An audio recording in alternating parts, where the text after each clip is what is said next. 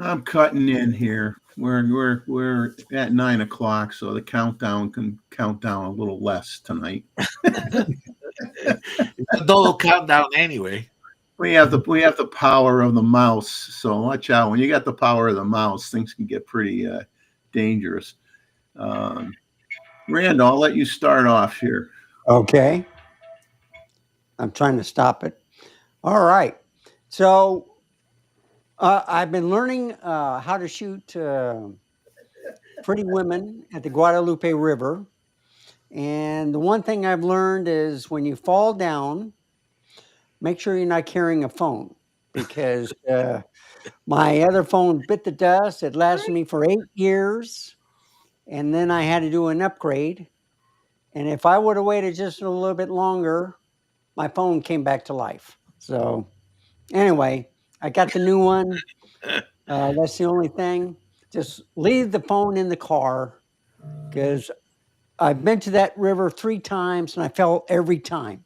So anyway, that's my story. You just think you're getting baptized every time you're near water. I think that's the Well, problem. but I'm keeping cool. Either that, Randall, or the malls are making you a little bit nervous and steady.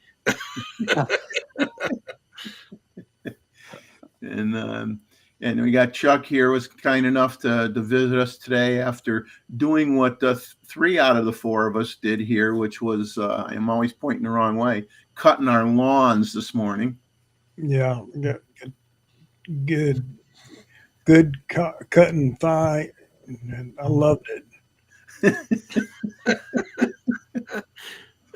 And then because he cut the lawn, he got a haircut too, so he balanced everything out. The world is good. Very good, very good. Gustavo and I don't have to worry about that problem. It's only the fuss, the little things. The fuzz. Yes. Exactly. Yes. So Gustavo, what have you been doing? I have been okay. The last couple of days trying to prepare today's meeting or get a little bit, and I got a couple of things. Last week I managed to make it to Moab, Utah, doing some off-roading, mild off-roading, and you will see some of that later on. Uh, and I spent 5 days in. Chuck, you're very familiar with Utah, and I don't know whether you visit Moab. It's a beautiful place. You will hear more about that in future shows, probably in the Mhm. fourth review. And also they have a lot of activity with my nest. So I also, Jeff, have been up very early. By the way, Jeff, you are showing up as Gustavo, so something you may have to look. I'm showing up as you. Oh man, that's good. I got a raise. So I don't know how do we fix that, but Um, do you have to go I, out and no, I could fix that. okay? In a I'm glad that second it here. happened too because I don't know how to fix it. Well, some people think we're twins anyway, so it might not, be. Exactly. So I think I'm right now. Now we're good. Look at Excellent. that. Very good. The magic of technology and quick typing skills. All right, Neville. Before we tell before we start with the show and go through the agenda, what have you been up to? Well, me personally, I mean, I'm finally feeling better. I get to see the doctor tomorrow and beat the crap out of him. But other than that, been feeling better. And the last 3 or 4 days, finally. And Tim is down here visiting his dad in North Carolina, and he came down and visited me the other day, and we took pictures, and we went to the state park, which was a total disaster. Well, because all the birds are basically sitting on eggs now, and they're all buried, dug into the nest pretty much, and just kind of like hunkered down over the eggs and with branches in front of them and everything. And there was really no activity, so we didn't get anything there. But then we went to Brook Green Gardens that I talk about a lot, and we found the red-shouldered hawk nest, and we got pictures of the baby, and we got pictures of what appears to be the mama, which was very interesting. Got some nice shots of her as she literally appeared to fall from the nest and was going straight down towards the ground. And then maybe when she was like 5 or 6 feet above the ground, all of a sudden the wings open up and she glides perfectly upwards and flies back into a tree. And it was like, I'm like, wow, that was a close call. I didn't know if the bird was going to get squashed on the ground or not, but we got some great pictures, and that made up for everything that wasn't good at the park. But so we had a good day, and it was a hot day, and we were done after that. It was tomorrow we're going to get together again and shoot in North Carolina at Wrightsville Beach, where there should be nesting terns, oyster catchers, and black skimmers, and we will see what kind of luck we have there. Excellent. So we are missing today Mr. Stewart. I think he's traveling, and Joy as well. Both of them apologize that they are traveling. And so today we're a little bit light on the panelists here.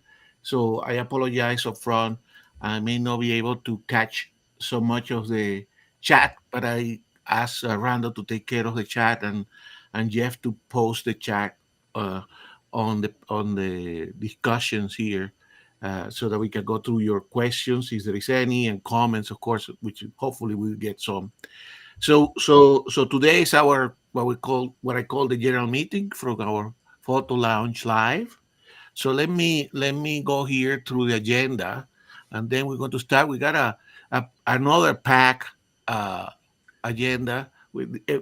Now that we're meeting every other week, the the agenda gets full with stuff, particularly when we have presentations. So today we had a welcome. We have been doing that, and we have been talking to you what we have been up to.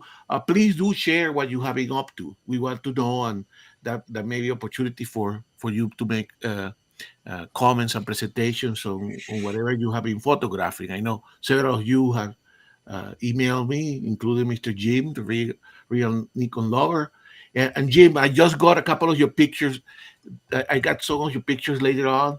I will try to share those, the K, particularly with your catch. I'm not saying anything more. Um, so after we go through the normal segment of news and rumors, which, as you know, there is some firmware and there is some new cameras and lenses. We go through that discussion. Then we get to the presentation, which today is this Hawaii Big Island nature photography. Some of the photos or some sort of uh, representation of what I did in Hawaii, and maybe encourage some of you to visit. And unfortunately, there is a lot of geology involved today, and so it will be kind of a lot of geology presentation at the same time, since we're going to be discussing volcanoes and earthquakes as well. Uh, I'm sorry, guys, you cannot take the geologists out of me completely. All right. So after that, got this segment of photos and videos in the news. Uh, then Mr. Jeff has a new addition to his collection that he talked about, but is now fully restored. We will go to that Exacta camera. And several of you have sent some photos, um, and we want to share. It's part of the what have you been up to, and then of course we got the reminder about the upcoming live streams, the image review, and then the general meeting in 4 weeks time. All right, so let's go to news and rumors here, and so Jeff, do you want to go back to the other style, or you want to talk, and then we go through this like we can go. Well, I kind of just have things in a certain order here. Not that it may or may not match the order that you came up with, but Okay.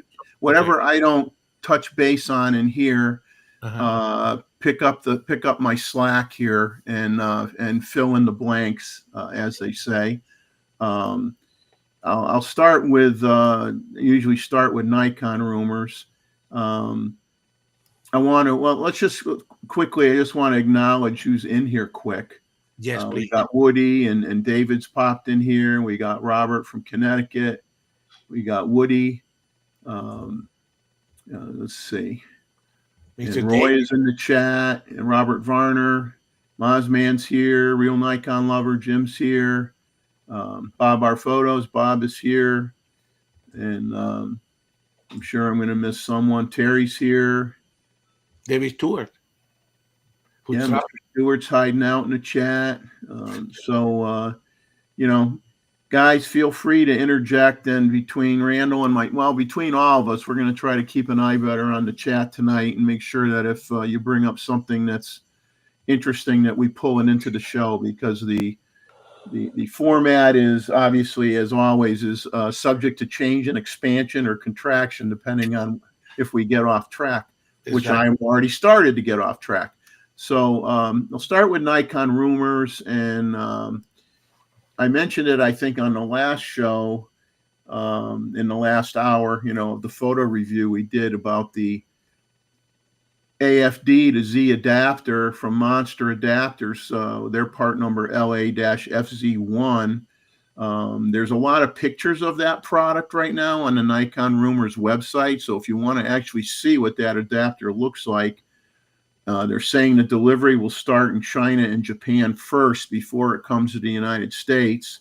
And that's the one for the screwdriver lenses. That's the one for the screwdriver lenses. They do list its limitations and what lenses it's going to work with and what lenses it won't work with. It's going to be like $400, and they say shipping is going to start in the summer, but I don't know if that means shipping to China and Japan is in the summer, and the U.S. might be later. I'm not sure. It's just a blanket statement that shipping is to start in the summer. And then Nikon Rumors brought up a rumor that supposedly Nikon may have their own version of this adapter coming out next year. But who knows? They talked about doing that years ago, and they didn't do it. And personally, I think they missed the boat. I think it's sad if you let a third-party manufacturer come out with an adapter that many people wanted for a long time. And so don't be surprised, Nikon, if they buy whoever gets them out the door first. And it's too bad, because it should have been Nikon, my opinion. Yeah, I doubt people will buy a second adapter if there's some adapter that works reasonably well that is made in China. Correct? Yeah, if they buy the Monster adapter and it works for them, they're not going to go and just buy another one. Now, Nikon Rumors also suggested that the next Nikon announcement is going to be for a cinema camera with a Z mount and red technology inside, and they may name it the Nikon ZR, the R designation meaning R for red technology, and a few notable, I'm going to say notable details, if it's still all rumors though, but I'm going to call it notable details, that it's going to be brick shaped, which would be no surprise if it's going to be kind of a layout somewhat like a red camera. Video orientated design with no pentaprism or an EVF. It's going to have a combo of the current red model design, presumably cues from the Sony FX3 and the Nikon Z30. Many features and tech from red are going to be incorporated inside this camera. The Z6 sensor is going to be used, presumably. It's going to have a very large LCD screen. Official announcement expected later this year, most likely in the third or fourth quarter. So we'll see and keep an eye on that as the news changes and develops as we get closer to the third and fourth quarter of this year. In terms of stuff that's out there that's available for people who have bought the Z50 Mark II, Z52 camera, Small Rig released a new base plate, a new camera cage, and an updated wireless multifunction remote control, now as designated as the SR-RG2. They did have an RG1, and now they have an RG2. Interesting as well is both Icolite and Nauticam have released underwater housings for the Z52 as well. And I used to have Icolite in the day back when I had hair. And there are a myriad of. They show a whole bunch of stuff that's come out for a Z52. Screen protectors, half cases, easy cover silicone camera protection cases. So if you want to see all these cute little things that are out there, go to Nikon Rumors and look in more detail. They also stated that the new Nikon Z28 to 135 f4 PZ lens is now considered in stock for the first time. And Nikon also released firmware updates for the Z6 and Z7, but those were really just for a singular bug fix of that, because the camera incorrectly recorded shutter speed values in the EXIF data if your shutter speed was set to bulb or time for long exposures. It was not recording the right information. So that's the only thing that firmware update did. There are also a lot of Chinese-made lenses coming out in droves.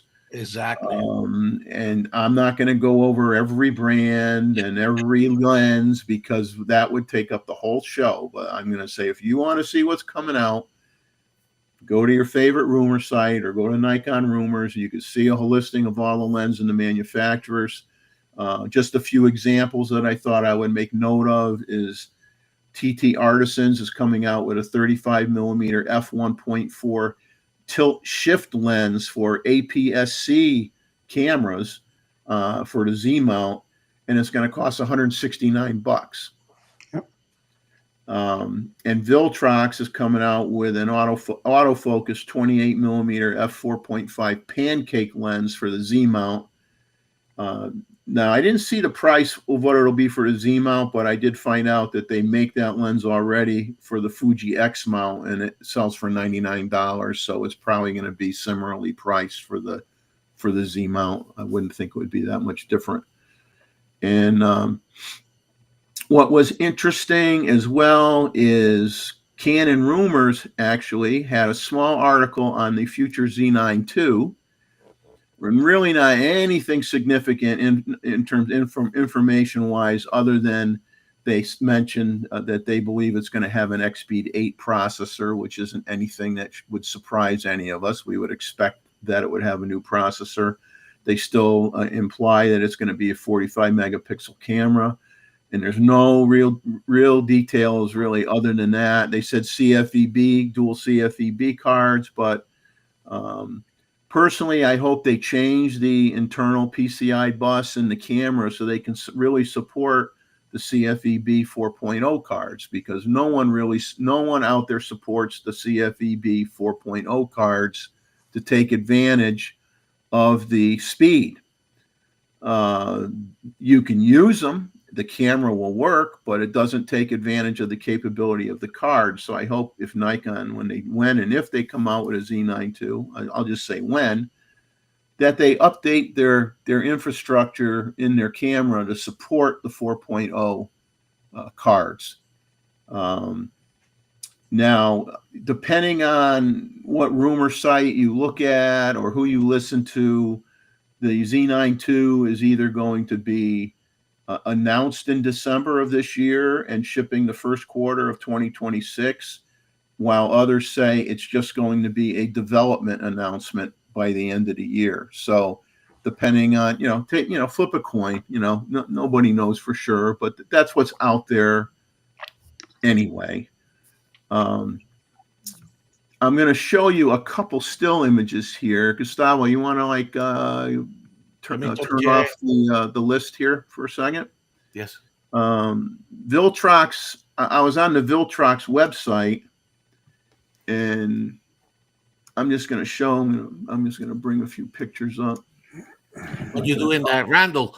With all the selection of lenses, you interested in any of these Chinese lenses that are coming? Yes. So Viltrox has made the 0.095. They got a 1.5 coming out, which is interesting. It's amazing. I got Viltrox. I got TT Artisans. I got another Chinese brand. So Nikon is doing what Canon is starting to do. I think they're finally letting Sigma come in, but only on the APS-C. On Nikon Z, is there any full frame third-party lenses except for manual focus? Any autofocus lenses that you know Oh of? yeah, I mean the Viltrox. I got it. 85 millimeter They got the 1.8. 1.8 Yeah. wide angle lens that's Z mount, that's autofocus, Okay.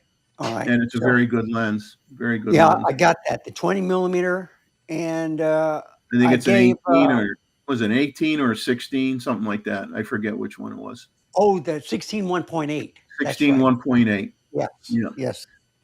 Chuck, plenty of selection now, correct? Now, before we were having to pick and choose what to buy. Now there is for all sort of budgets, and that's exactly where we wanted to be a couple of years ago, correct?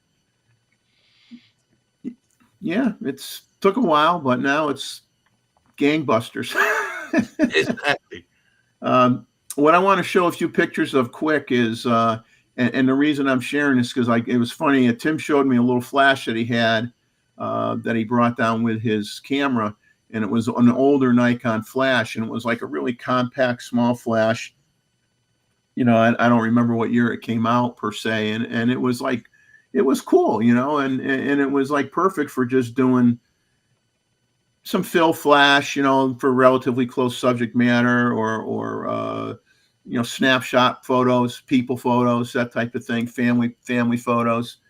And so then I went through the Viltrox website, and I said, oh, gee, they came out with a compact vintage looking flash that I don't know if it's coincidence or not or why, but they called it the Z1. And so I want to just show you a few pictures of that flash. And so this is what the Yeah. Okay. So this is what the flash looks like. Guide number 12 at ISO 100 has a diffuser, 7 power levels, 0.2 seconds to 3.5 second recycle time, and it'll work at flash. It'll do from 1/5000th of a second to 1/50,000th of a second flash duration. Full control. It has, you know, leatherette on the top. It has old-fashioned knobs on the back. I only captured just one image showing the front view of it. It says it'll do up to 10,000 flashes on a full charge with a 50-minute USB-C fast charging capability. Like I said, power is 23 watt seconds. Flash coverage is up to a 28 millimeter lens. And flash mode is manual. And but you know, it looked like it reminded me of the flash that I saw from Tim, and you know, just something to throw on your camera if you're just shooting pictures of you know, your grandkids or something visiting at your house, or even something you can, you know, carry that's small if you're doing even macro photography, because you're shooting it in manual mode. You could dial it down so you have some nice fill-in flash capability without spending a lot of money, because it's only $50. And the compatibility is, here's where I'm going to just show this list here. Compatibility, because there's so many different hot shoe mounts now, because you got, you know, some cameras that have kind of like brand specific flash mounts now, hot shoe mounts. So really the only thing it's compatible with is what we kind of consider probably what the typical hot shoe mount, where you have a central contact and a few smaller ones in the front. And then it's also will work with the Canon R50 with an adapter on it. But then some of these other types of hot shoes, the flash will not work with. But if you want to get more information on that, on this flash, then, you know, just go to Viltrox and take a look at it. It is something that's interesting, to say the least, and doesn't cost a lot of money, and it might be just something that you want to have carry around in your bag because it doesn't take up a lot of room. What else do we got here? Sony rumors. Go to Sony. They got a new full-frame E-mount camera that's going to be announced on May 28th. And Sony Alpha Rumors right now is saying it's going to be a strange mix between an FX3 and a 7C2. Rumors say it may have a tilting EVF, and then there's actually a Lumix camera, the DC-GX9 Micro Four Thirds mirrorless camera has a tilting EVF. So if you want to see what a tilting EVF looks like on a camera, you can go look at a Lumix DC-GX9 and you can see what it would look like. A tilting EVF? Yep. It actually, instead of looking straight through it, you could take it and tilt it up.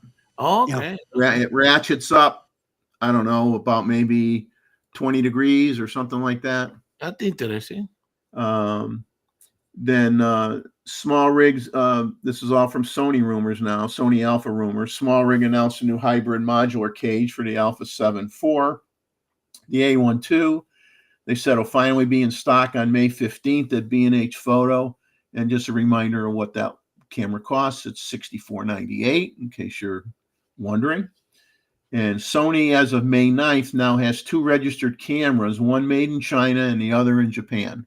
Don't know what they are yet, but one's being built in Japan, one's being built in China.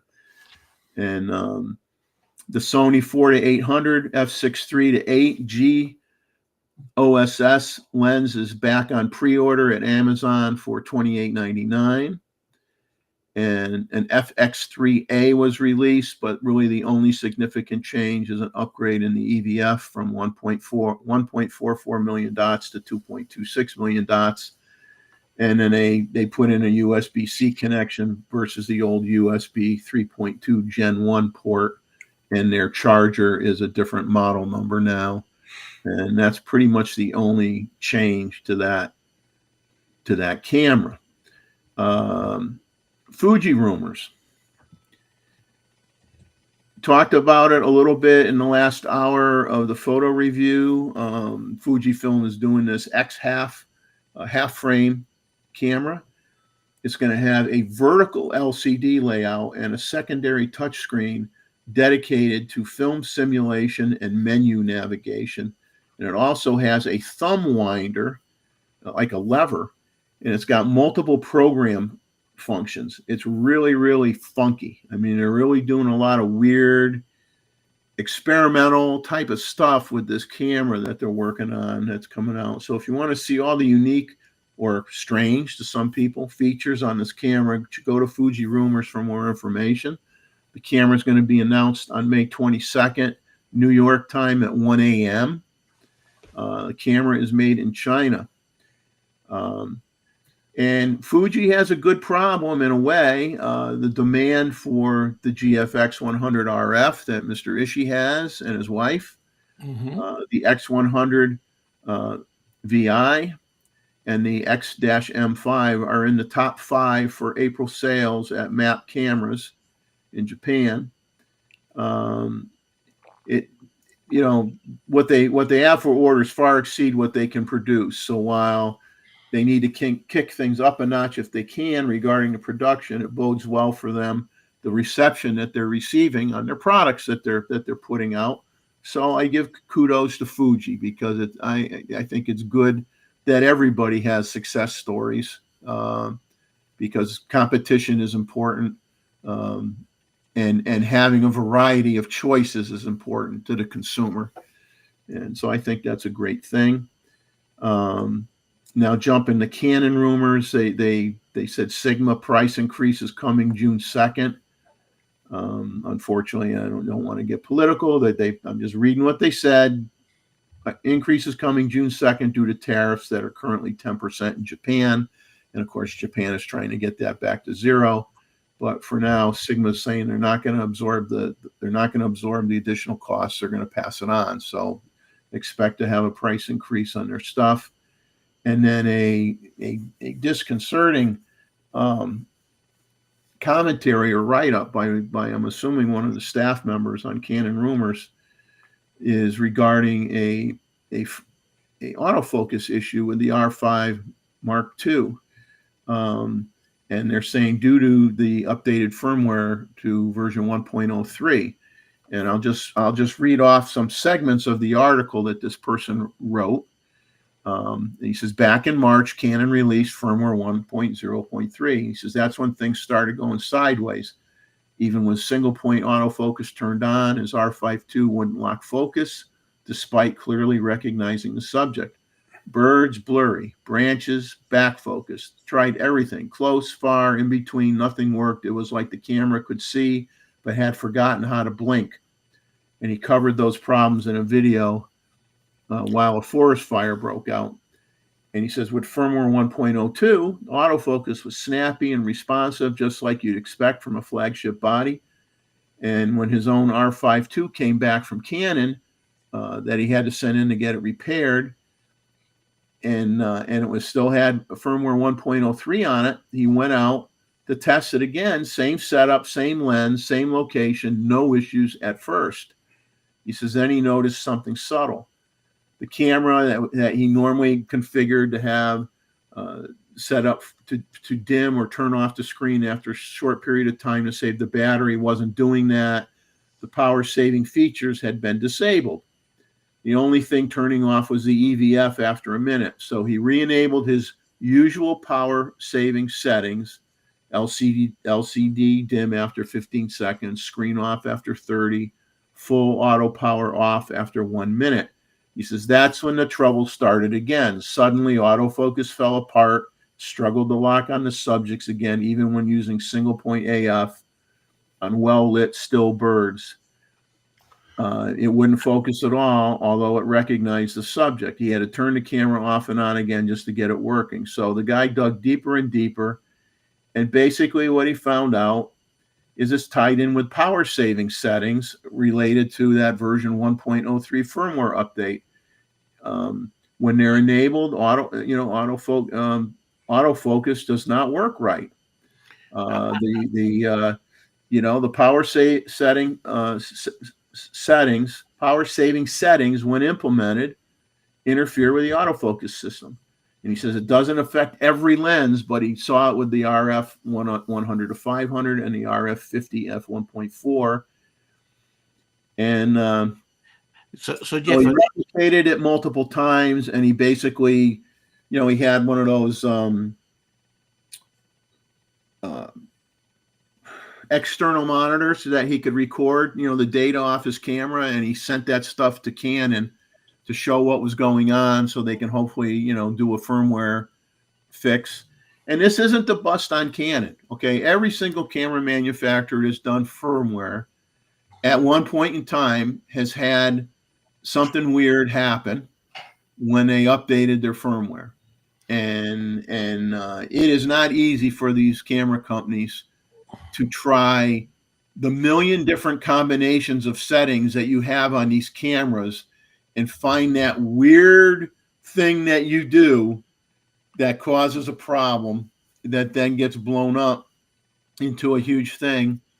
But this is real, and they've notified, and they're working with Canon, and they're trying to get it fixed. And unfortunately, I'm not going to say who, there was somebody in the YouTube universe that was being very argumentative that there were no problems with the autofocus on this camera. Mm-hmm. But I'm going to believe Canon Rumors before I believe, that other party. But there's also, obviously, us here, maybe Randall has a Canon, but we don't know, so we cannot say for sure. Yeah. And it seemed to I left mine at 1.2 because I heard about this, and I'm always delaying to do the firmware update just to see how things go. Yeah, so. But they seem to be in stills only, or only the video portion on the still. It's confusing. I think the best will be to wait for Canon to, if there is a problem, which seems to be the case because of many reports, until Canon tells exactly what it is. Even those theories about the power, not the power, God knows, correct? It's difficult to diagnose a problem. Well, I'm just saying, if I'm going to trust the source, I'm going to trust Canon rumors when they're talking about a Canon problem, and it's not coming from Nikon rumors, and it's not coming from Fuji rumors or Jeff Neville rumors. You know what I'm saying? If I'm going to try to lean and believe towards somebody, I'm going to believe Canon rumors. So far, when there have been updates on Nikon, I have been doing it right away. But but it's a sound strategy what you're saying, Randall. To wait a little longer if you can, particularly if you have if you're traveling or you're going to have a shoot in the coming days. Leave it as it is. Yeah. Unless you something really that you like. So Jeff, did you talk about these new Lumix cameras? Yeah, I'm coming to that. A few more Canon things. EOS R6 Mark III was rumored to be announced later this month, but it's been quiet for a while with no update on a launch date. But if you are interested in the rumored specs, go to Canon Rumors for more information. They've been told that full-frame RF mount lenses with autofocus are coming in the next year and possibly sooner, though the first ones won't be from Sigma. They said this doesn't surprise them too much, but may not be good news for some of you. They said which brand is going to be first is unknown at the moment. They're saying they think it'll be one of the Chinese brands like Viltrox, but they said, but your guess is as good as mine. And then Panasonic, as Gustavo has on the sheet here, they announced the Lumix S12 and the S12E.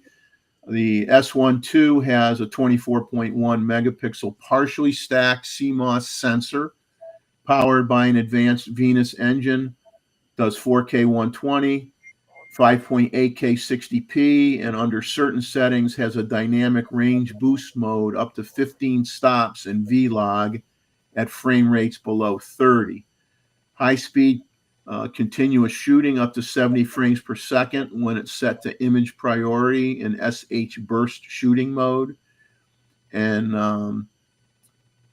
I won't go into any further specs on that camera because we're obviously not normally even talk about Panasonic, but I think it was worth bringing up. I was expecting Joy to be here today so that he can tell us more about it. I was hoping that he would be able to chime in on this. Yes. Now the S12E has a 24.2 megapixel sensor, but it's similar to the previous version. It's in the S5 II, and it supports 6K 30 open gate video recording, 14 plus stops of dynamic range and V-Log. The high speed shooting is 30 frames per second with electronic shutter and 10 frames per second mechanical. Some of the common features between the two cameras is redefined real-time recognition, phase hybrid autofocus with improved red eye and face detection, and AI-driven tracking accuracy for people. Addition of new autofocus recognition for urban sports, accurately capturing dynamic movements like breakdancing, skateboarding, and I don't even know what this is. Parkour, Parkour. I don't even know what that is. So I'm old, obviously. I don't know all this hip stuff, you know. They have advanced 8-stop, 5 of which are in-body image stabilization, newly developed cropless EIS video distortion correction, which stabilizes without cropping the angle of view. They got a lot of different log type setups and software for their video. And they can, it says, let's see, support 5.8K 30, ProRes RAW internal recording to a CFE Type B card. There's a little bit of an echo. We're echoing here. Somebody must have us on another feed. It says outstanding reliability and efficiency, high resolution, 5.76 million dot EVF, 1.8 million dot tilt and free angle monitor, and a sturdy shutter mechanism rated for up to 400,000 cycles.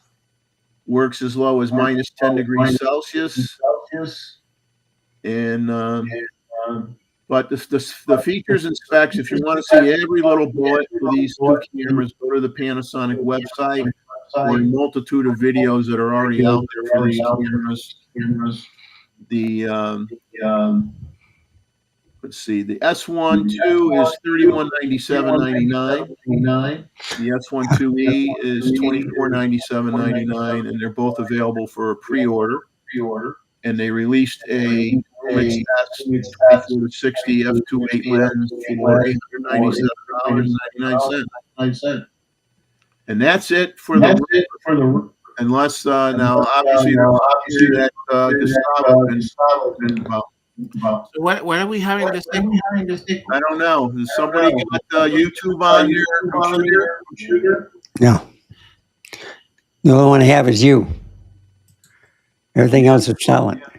I don't have YouTube on. Neither do I, and just check my mic. Yeah. And I just checked my thing and it's on silent. It's on mute. So I don't know. Put yourself on mute for a second, Randall, just to check on one thing. Okay. All right. Checking. How about this? Yeah, I don't hear it now. No. Okay. Put yourself on again. Yeah, turn yourself on. Let's see if it comes back. Okay. Yeah, it's Hear something me? to do with your mic. Okay. Let me look at it. Okay. So Jeff, couple of things that we're missing, but I also saw an interesting comment from Roy that you can search for it about the Peak Design anchors, which I would like him to talk a little bit more about that, because that sounds interesting. And he also was talking about compatibility of flashes with his E9 that I catch in between. So Roy's saying there are warnings about fake Chinese Peak Design anchors, and they are, as he said, CRAP. All right. And so how do you distinguish those? I presume you have to order for Peak Design. Order direct from Peak Design. You won't have a problem. I suppose that's the best way to do it, right? Exactly. We still have the echo, Randall.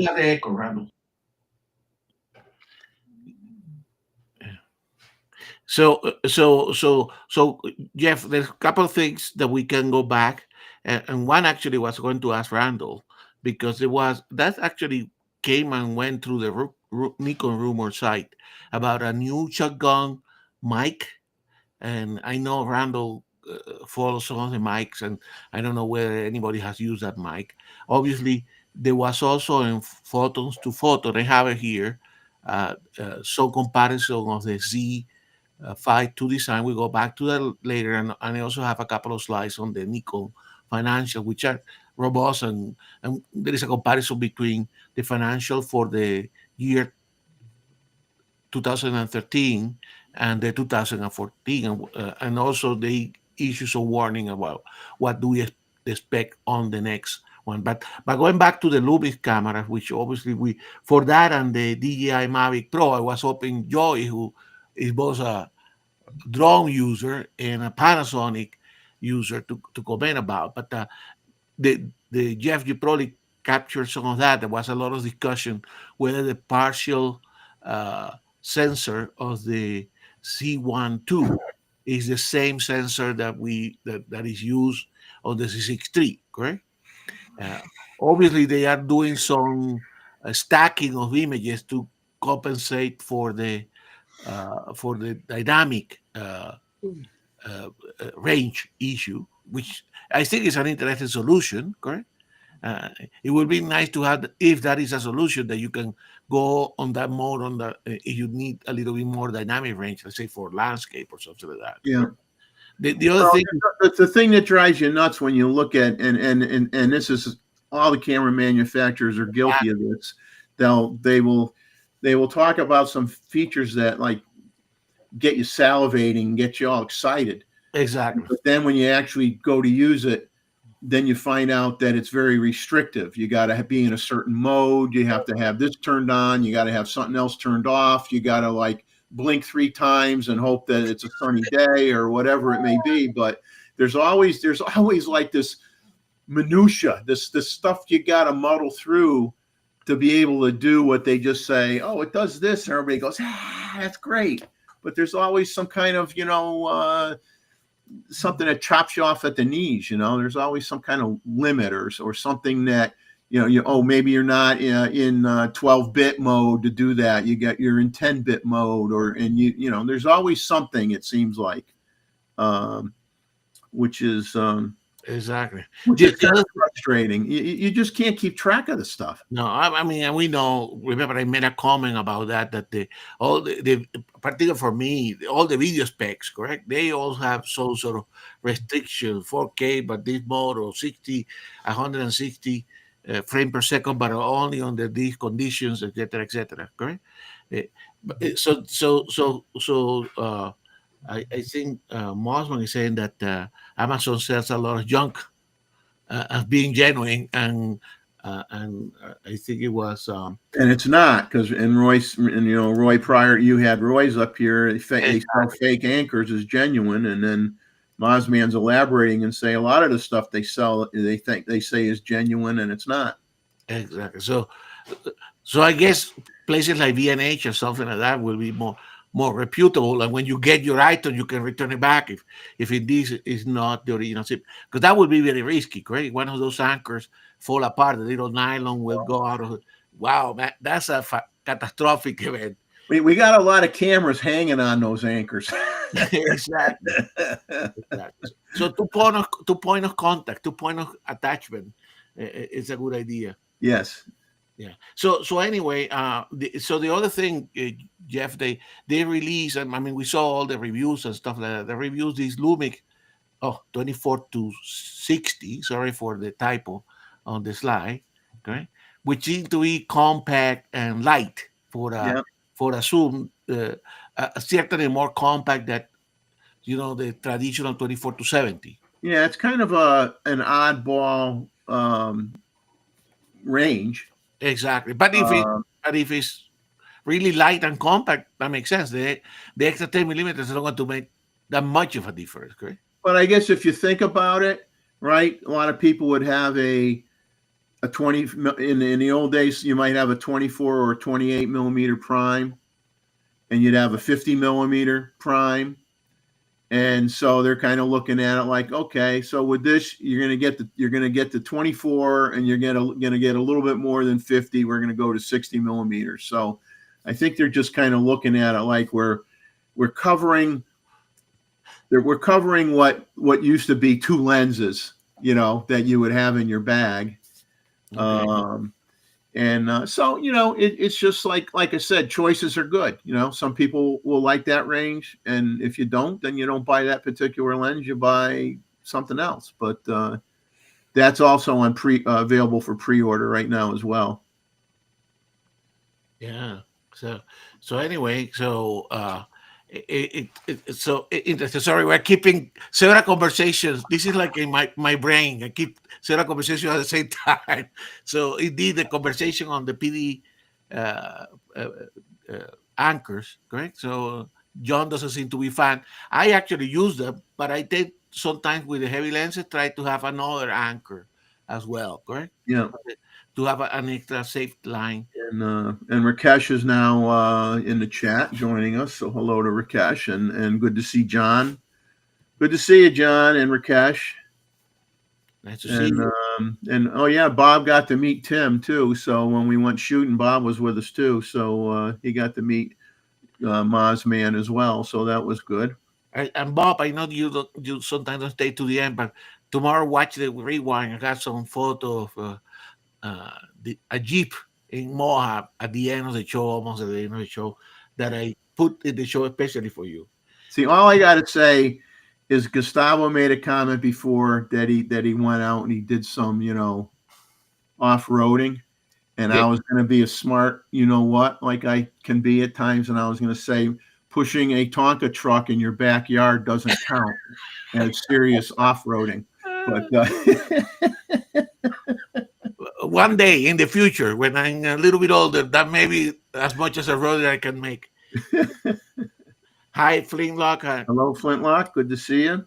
Yeah. So anyway, so the things that we haven't, obviously there was that DJI Mavic Pro announcement, and with the subsequent announcement that it will not be releasing the US yet. They're trying to get some clarity on this issue of the tariff, and as you said, Jeff, at the beginning, the whole tariff thing is a little bit complicated. The type of what is the applied to what time, and obviously we are in a 90-day period where a lot of these things can be negotiated. So this is affecting uh, all the shipping and orders. So there will be some sort of impact, but we don't know what it will be. Correct. Yeah.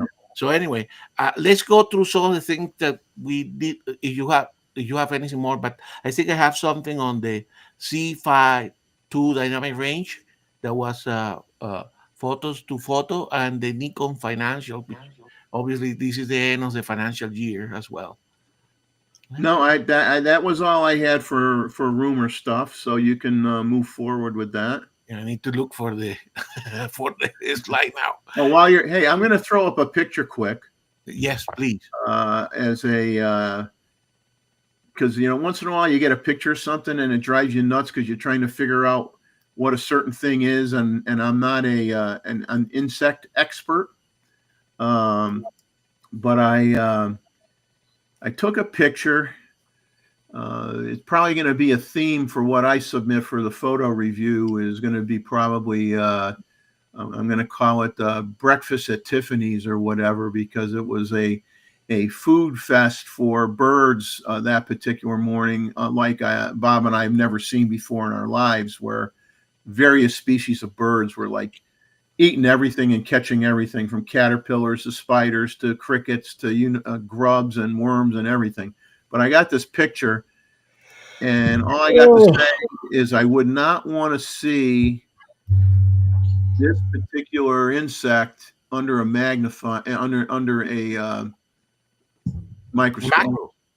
Would not want to see it. Would not want to see it. So if someone could tell me what that awful looking bug is. Ooh. It has the little looks like a tick. It has the little two little things coming out the back end, but it's so much. I used to see little insects that had that, but nothing this fat, nothing this big. Of course, this is a mockingbird that got a nice juicy treat. So if anybody has an idea what that bug like a trim, but I think the angle is not the easier to identify, but maybe Jeff and Leslie can tell us what it is, but I don't know. Certainly looks succulent for the mockingbird.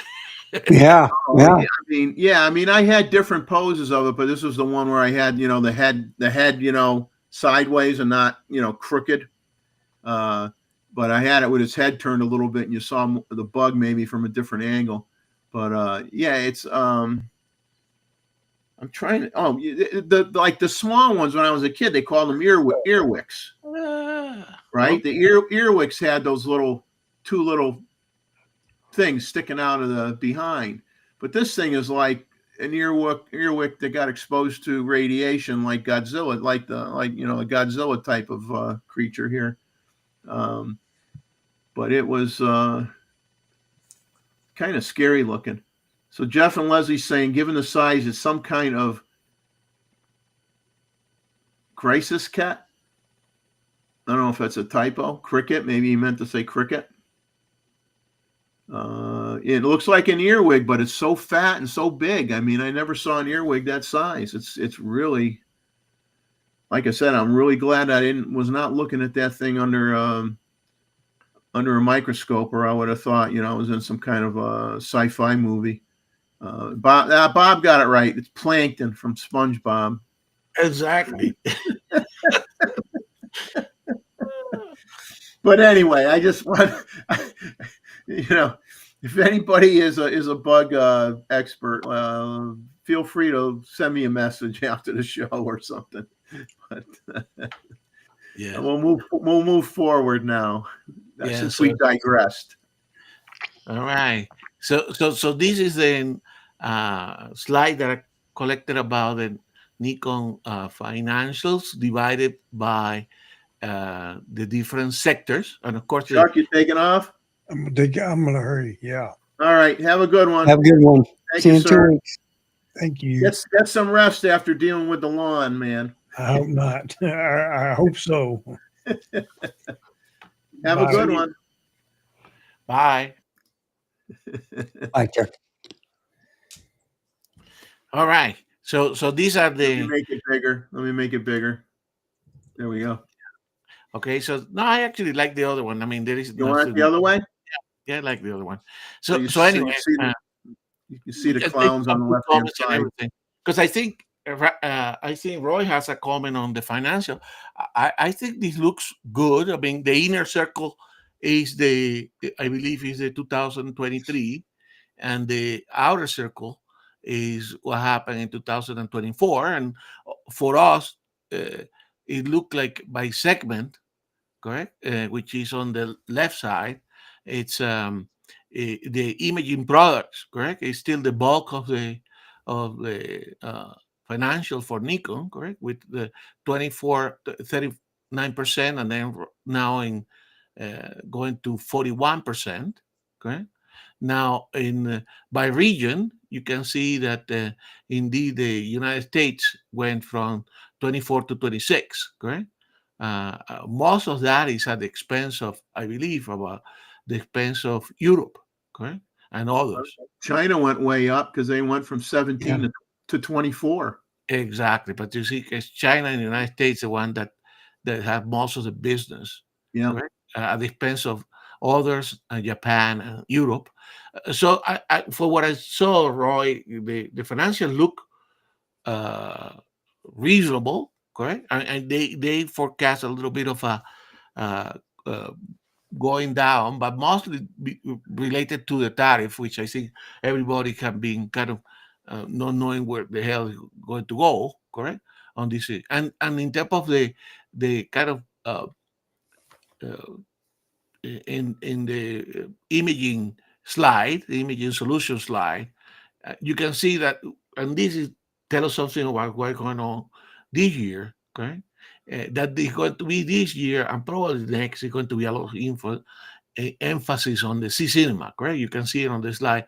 It's mentioned prominent, correct? Yeah. So, I so mean, in, when you look at the earnings plan and you look at the fiscal year 24 to 25 outlook, I mean, the profit is slightly down, yes, or the anticipated profit is slightly down by 1.3 billion.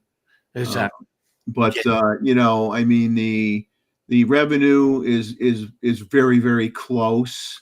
exactly, And there's nothing there that should really scare anybody. I mean, in the current climate of things, I mean, exactly. if you're basically staying steady with everything that's going on for this year, I think you're doing pretty darn good. If your flat is your if your growth is flat or very slightly less than last year with what's going on this year, I wouldn't be complaining too much. And you can see they're trying to continue on that strategy, whether they have been succeeded or not, of increased customer acquisition. So you will see a lot of outreach towards video creators and video users, correct?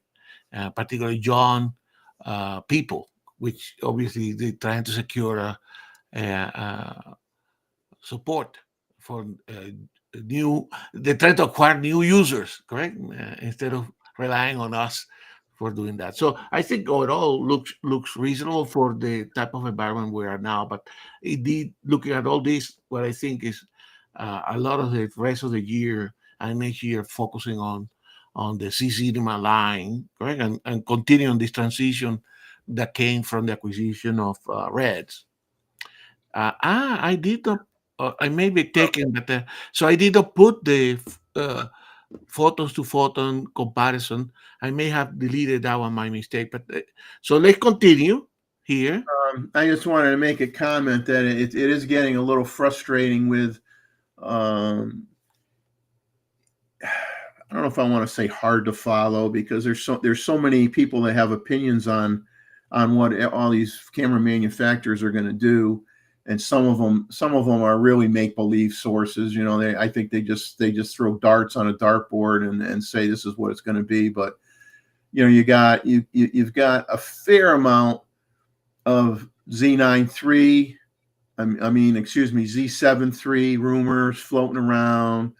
And you've got a smaller handful of Z9 II rumors floating around. And I try not to get overly excited about this stuff this early in the game. But, obviously, if the rumors are true of a video-centric camera with red technology in it, that's probably going to excite some people. But I think a lot of that's going to depend on the price point of the camera.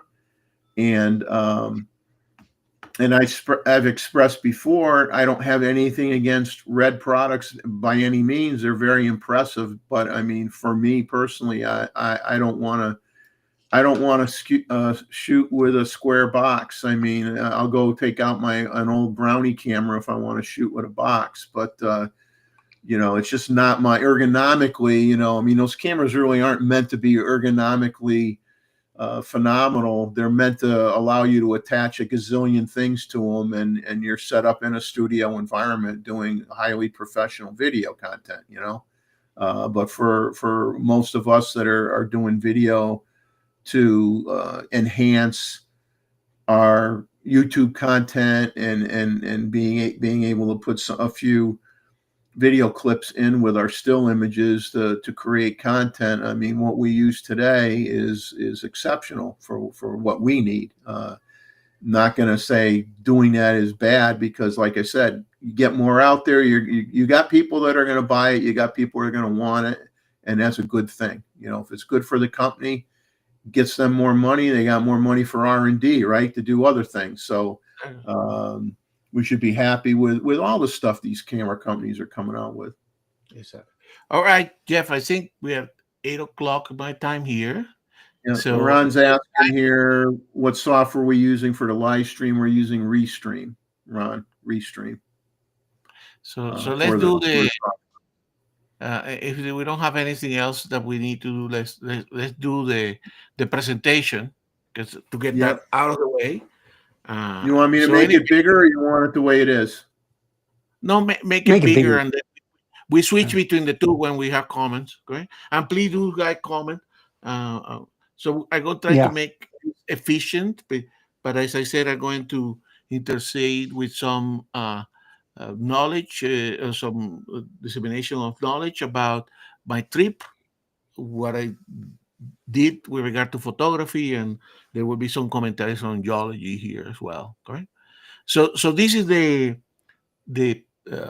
outline of the presentation.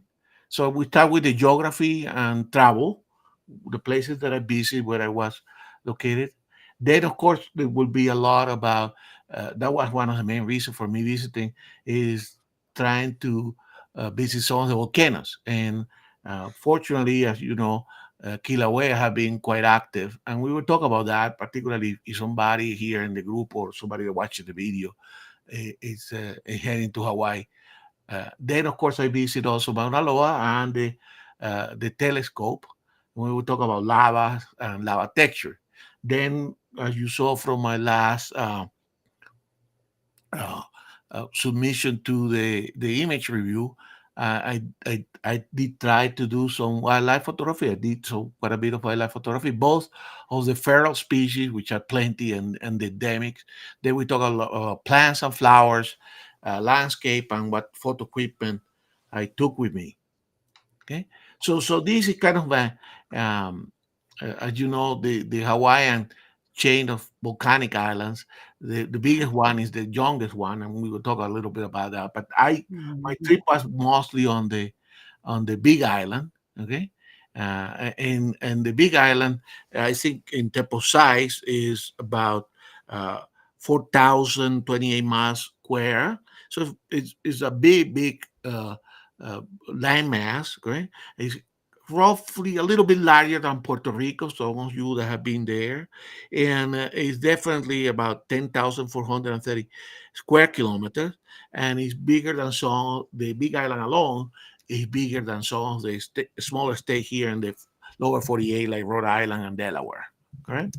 So the island has a kind of round highway, and there is a main highway, is a highway that goes from uh, on the west side to the Kona area, Kalua area, to the Hilo area, which is the capital of the island. Okay? And that basically ride the ridge in between, or ride the saddle in between Mauna Kea and Mauna Loa. And the island has, uh, because of the prevailing wind, it has a wet side, which is on the east side, and it has a drier, it's not completely wet, on the west side. Correct. During my trip, I landed. You can land also in Hilo, but I landed in uh, in the Kona side and the Kailua Kona side, in that airport. And on the first days, I stay in the Kalua Kona area. Okay, so I divided my trip in kind of 3-4 days in each of these locations. And although you can cover the island, you can go from one extreme to the island to the other extreme in about 2 hours, an hour and a half. I think I moved myself around just to be closer to some of the locations that I wanted to visit. So I went into hotel wise, I went into 3 areas: the Kalua Kona, the Hilo area, and I finished on the volcano village, close to the volcano, Hawaii Volcano Observatory area in national parks. So let's start talking a little bit of volcanoes. That, as I told you, that was one of the main reasons that I wanted to go to Hawaii, since I knew the Kilauea was active. And a little bit, this is from the roadside geology book, which I forgot to put, but I will show it later on here to give a proper reference. Uh, Hawaii, Big Island is the last of the newer, the youngest island is about only, I believe, is about only like a I think it's less than 1 million years old, correct? And it is part of a range of islands that are all generated by this plume, which is called a hotspot in geology, under the Pacific plate, correct?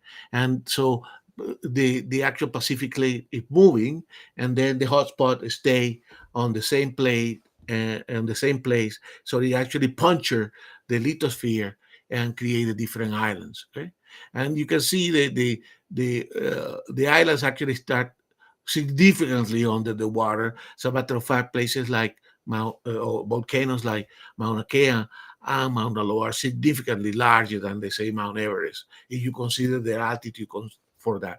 They are so heavy also that they buckle the lithosphere, and that create a particular topography in the seafloor.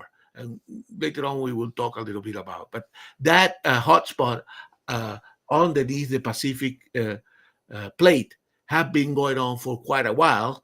Oh, basically, you can see on this slide that this is the current version of the Hawaiian Islands and the Big Island. But you can see it goes all the way up to Midway. There is a turn. So basically, the geologists speculate there was a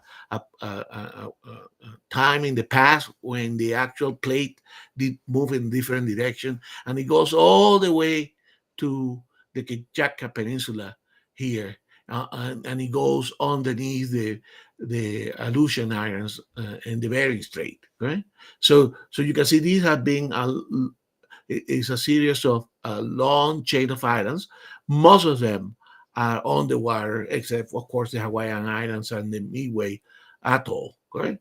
There are other of that, and you can see a lot of the mid Pacific Ocean islands are all located along those hotspot, and they, of course, the hotspot puncturing the Pacific plate. Correct. Oh, are Now, they, yes, Gustavo? yes, So sir. are there, I mean, is there constant activity underwater in terms of lava flow that, obviously to the casual visitor, being on top of the water, doesn't know what's going on? I mean, is Well, there always activity? There's always activity with some lava flows under well, at out extreme of all depth. in the Hawaiian Islands, okay, the true active historical time, the volcanoes are only in the Big Island. All Yeah. the other, all the other, islands have volcanoes, but they are dormant. Okay, and it's only maybe Maui may have still some activity, but it's basically uh, Mauna Loa and and Kilauea that are active. And there is a new, and going back to what you're saying, there is a new set of volcanoes that is coming under the seafloor already. Right. So actually, that's explained in this feature here. Uh, Again, this is a more detail. I'm sorry for the curvature. I didn't want to damage my book, so taking the photo of the book was a little bit tricky. But basically, you can see here there's actually two trends of volcanoes in the most recent islands. Correct? What the geologists call the Mauna Kea or the Kea trend, which of course is all the volcanoes to the west, correct? And you can see those volcanoes have been so the hotspot actually manifests in two different places and in alternate, correct? And you can see uh, to the west you have the Kea trend and all the volcanoes underneath that, and on the east and on the west you have Lanai, and then of course you have the Mauna Loa, and then the newer volcano which is still on the water, which is the way the island is growing, which is called Lohi, okay, and it's actually still under the seafloor. So yeah, so that's what you were referring. So the next volcano after Kilauea that will emerge will be this one, okay? And you can see here, actually on the Big Island, how construction of new land masses of destruction basically have played for the Big Island over the last million years, okay? So you see there are 5 volcanoes currently on the Big Island, correct? But you can see here as we go about a million. Oops, sorry, you jump here. About a million years ago, this Makuhona was part of the Big Islands, and Haukala was still separated, right? And then 700 years, this was eroded, and then we started the Mauna Kea, correct? And then about 500,000 years, it became more like configuration like we have today. And of course, today we have the new volcano is above is the Kilauea, therefore that's a more active. And then us geologists can make a prediction of how in the distant future this will look like, correct? With Loki and another new volcano coming from the same train, following both Mauna Loa and Kilauea. So that's answer your question, correct, Jeff? Yep. Now, I was particularly interested in Kilauea. I had never seen an active volcano, and I knew that there was a chance that I could get uh, to see eruptions, because the eruption in Kilauea on this period have been rather predictable, and I will show you later on how you can know more or less when it's going to be having an eruption. But you can see uh, basically Kilauea is growing out of the flank of Mauna Loa. Right? And all these volcanoes have these reef zone, which are basically apart from the main crater, it has all these areas where you have cinders and faults that can create fountain type of volcanoes, correct?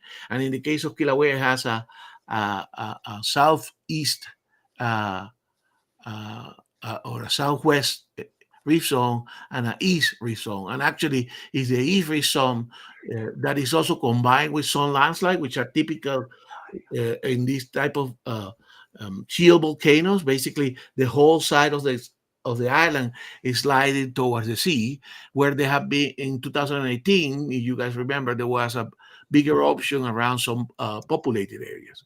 Now, at this moment, the volcano is mostly active in the caldera, correct? But it was the collapse of the caldera in 2018 that actually led to the led to the um, uh, to the east rhizome to actually activate and produce some several large flows into a populated area. Okay, so in this graph here, you can see how that uh, combination of the landslide with the main caldera and this reef zones have modified, correct? So initially the reef zone were connected to the caldera. Now through the slide that get disconnected, but it still get filled by the magma chamber, correct? So you have a series of change of craters that basically connect the main caldera and faults that connect the main magma chamber with the east reef zone, which have been actually active. All right. So photography here. So we when we were there, we knew there was a chance that we will have some eruption. So I went and multiple times that day because you will see later on you you cannot predict exactly when, but you have a good idea when it's going to happen. So actually that day there was a little bit of magma already on these inside the crater in the two active vents. Okay, and just for a reference, some of these fountain coming off these two active vents. In this case, the day we were there were about 300 feet tall, and during this period of eruption, they have gone as high as 1,000 feet. Okay, which is about 300 meters. So these are big. Uh, uh, Fountains of lava going into the air. Correct. So in the morning was just a little bit of a red inside the vents. Correct. And in the afternoon, they started the big eruption, and that was actually convenient because a lot of the eruption that tend to last between 6 to 8 hours happened during the late afternoon into the night, and that was spectacular. Correct. So this photo was taken um, from the rim of the volcano, from the actual lodge that is located at the volcano. So you could have a sandwich and you be watching some of this or having a drink. So this is the kind of lazy geology that you can make out of there for sure. But you can see there was a lot of at this time of the day, the wind was not in was blowing towards us. So there was interesting, but you can see what the air was a little bit hazy. However, it was truly spectacular. This was taken with the 600 millimeters, so I could get all the way into where the active vents. And this was the 600 millimeter PF. Then later in the evening, and this was my favorite time photographically, correct? Uh, well, just at the sunset, the wind changed and it was blowing away. And then you can still have some ambient light, so you can combine some sort of landscape with um, with the photography of the volcano, and the volcano was able to actually illuminate the actual wall of the crater. Okay, and you can see by then the eruption had been large enough that you see all this lava going and feeling partially part of the. So this is one of my favorite pictures here of the trip, and of course I took many of those in different positions. But these were taken with a 100 to 400. So at that time in the afternoon, after the wind has changed and there was so much. Yes. Any comment there, Randall? No, I'm just commenting on Roy Bisbee. Go ahead. I'm sorry. Exactly. All right. So anyway, so this is one of my favorite photos. Indeed, and that's what I selected for that. Yes. And actually, the one that I probably end up printing is the vertical one because you can see the whole magnificent plume of cloud as well as the volcano. I did a lot of bracketing, correct? Uh, Very difficult to combine the photos that you bracket because there is a lot of debris going into the air, and this is quite evolving. But actually, the bracketing turned out to be good um, because then you could select uh, a particular series of the bracketing that allows you to actually process it maintaining the greater amount of detail. Right? I had to experiment a little bit more with some of the combining some of the bracketing series, but these are all from single images out of the bracketing series.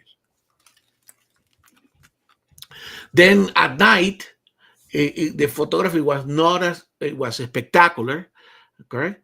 But it was less of the kind of combination of the landscape. It was mostly close up and of the crater, and of course the two active vents.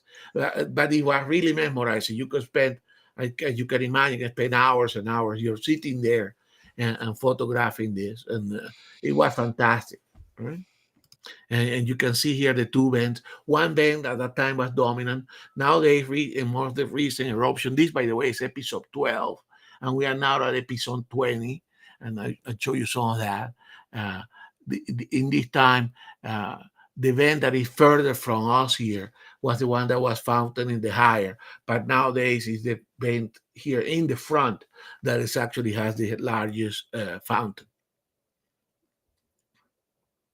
Then in horizontal, correct, you can see again those things we're taking with the 100 to 400. That ended up being the best range because I could zoom out and zoom in depending on what I wanted to include, correct, in the photos. So anyway, truly spectacular. I would recommend to everybody that had the opportunity to go and visit to see this. Right? So here is a photos that my wife took that give you a perspective of what I was seeing, and so this was here early in the afternoon when we still have a little bit of a hazy type of environment. You can see that I actually be able to put my tripod there in the in at the border of the viewing area, right? So it was kind of easy to photograph, correct?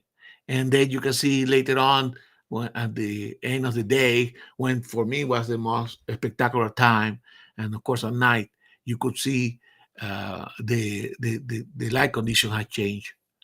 So thank my wife for these photos. Gustavo, what's the closest they let you get? Probably this area, and there is a perimeter around the crater. Okay, there is another viewing area that you get a little bit closer, but not that much closer, and you have to walk a little bit, like a mile. The main issue here is finding a parking spot, because you can imagine everybody that is on vacation in Hawaii, as soon as they know that there is a eruption, they will try to go there. Correct? Yeah. So you are quite far, and it's actually, that's the beauty, it's quite safe. Correct. When I went to Iceland, I wanted to see if I could get to a place that I could see any of the eruptions, and in Iceland it's very restricted. It's very difficult to get. You may get the glow from some areas on the roads, but you cannot. There is no other place that I know of that you can get in a safe way this type of view of the volcano.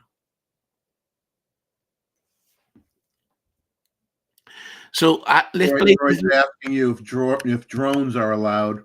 No, it is a national park, so there is no drones allowed, and rightfully so.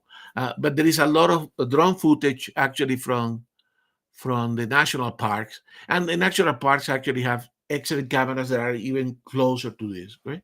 So let me play this video.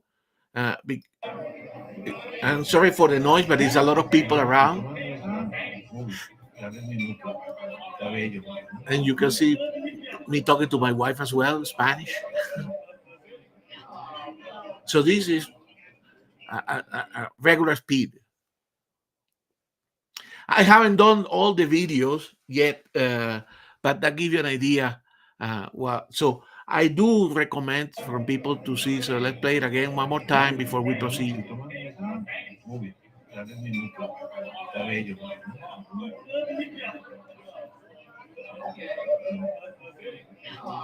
It's a communal experience, as you can imagine. All right. So I talk about being able to watch and predict this one. As you know, these and many other volcanoes are nowadays instrumented, and all that is public domain data, correct? So this is from the Volcanic Observatory. Um, they actually monitor the formation, and every time Jeff, put me on the smaller side here so that they can see my gestures here. So basically, here, guy, what they monitor is every time there is eruption, uh, the magma chamber inflate, correct? So there is deformation, and that deformation is captured by a type of instrument that is called tiltmeters, and these are basically a micro radians of the formation. So very, very small deformation, but that allows the geologist to see whether the ground is inflated or inflated. And there is a multitude of these, but this one is actually the more accurate one. So that blue line is actually that deformation that it happened. The green line is also, but it's in a different type of area that's in the reef zone that gets actually deflated opposite to the actual crater. So the blue line is the one that you keep an eye when you're in Hawaii during this type of period, because you can see, as I mentioned before, this is like all faithful at this moment, correct? And it hasn't been like that since about 20 years. There is always periodic eruptions, but these have been with fountains and very repetitive in this kind of the magma chamber fill up all the fissures, and then it cannot sustain the pressure anymore. There is a release of lava, and then there is a period of inflation, and it's during these periods of deflation that you see the eruptions. Then the whole system relaxes. They passes through the faults that go to the vent, collapses and closes, and then you have another period of inflation. Correct? So you can see when I was there, I was in eruption number 12 of this cycle, and now we are up to 22. Correct? So if you are in Hawaii during this time while the volcano behaves in this sort of period, correct? Provided you are a week or 2 weeks in Hawaii, you are likely to see one or two of these eruptions. Lately, they have been equally spectacular, but the frequency have become more regular. How long this is going to last, we don't know. Last time it lasted about almost like a year. So there is still a chance that this behavior of the current piping system from the magma chamber will stay. All right. So any questions about Kilauea? Now, the two big other volcanoes, of course, is Mauna Kea, which I say is dormant. That's where the telescopes are. Mauna Loa, which is still active, and there is a crater, but there is no direct route to that area of the volcano. Both of these volcanoes are humongous in terms of altitude, correct? And here, this graph allows me to explain some of these reef zones, correct? The Mauna Kea has 3 reef zones, and you can see one that goes to the south, and there is a lot of what we call cinder cones, which are like small volcanoes, craters that go all the way to the south, up to almost to the road, which is on the saddle road that goes from Hilo to Kona. And then there is another 2 that are almost east-west. So these are fault zones that fill all these little volcanoes. Okay, and of course the crater here in the top. Right, and you will see some photos of that. And of course the active Mauna Loa has a big reef zone that basically. I'm sorry, guys. Sometimes the mouse get confused. That goes basically to the southeast. Correct. And of course, I told you, the volcanoes actually grow out of the flank of the other volcano. So the older Mauna Kea, correct, when it became less active, led to basically the new crater in Mauna Loa to grow out of it. All right. So you can see here the Mauna Kea. Obviously, Mauna Kea You can climb to the, I think what is it, the size? I have it in small size here, 13,800 feet. So you can go basically in Hawaii from sea level all the way to 13,000 feet. Down Mauna Kea, at the top is that's where the air is very clear, high altitude. That's where all the, and it's a non-active volcano. And you can see on those in the picture, you can see all the little cinders from the different rezone, as well as the road that goes all the way to there. There is a parking area just before you, when you get about 7,000 feet. They let you, they make you stop there and wait for half an hour so that you can acclimate to the high altitude before they let you go up to 30,000 feet. So this is actually a view of these what they call shield volcanoes. So you have these stratovolcanoes like Mount Fuji, which are a little bit uh, uh, more. Um, they have different type of uh, lava, and they create a more traditional um, shape of volcano, while the volcanoes in Hawaii create this kind of shield type of volcanoes, correct, that cover a larger area. That had to do with the viscosity of the actual flow. So this is a panel taken from the road that goes into uh, uh, Mauna Loa, but then you see in the distance, you see Mauna Kea, correct? And then you can see this. We will talk about this type of lava, but this is a road that I would have loved to continue, right? But I would drove into this road for about an hour. I took another photo here. You can see that how immediately some of these older volcanoes, get populated with the tradition, the some of the vegetations here, and particularly the vegetation is adapted to that. The This is the type of it's another panel here with a view of Mauna Kea, but I was trying to get some of these kind of type of different volcanic texture that you see on the lava flows.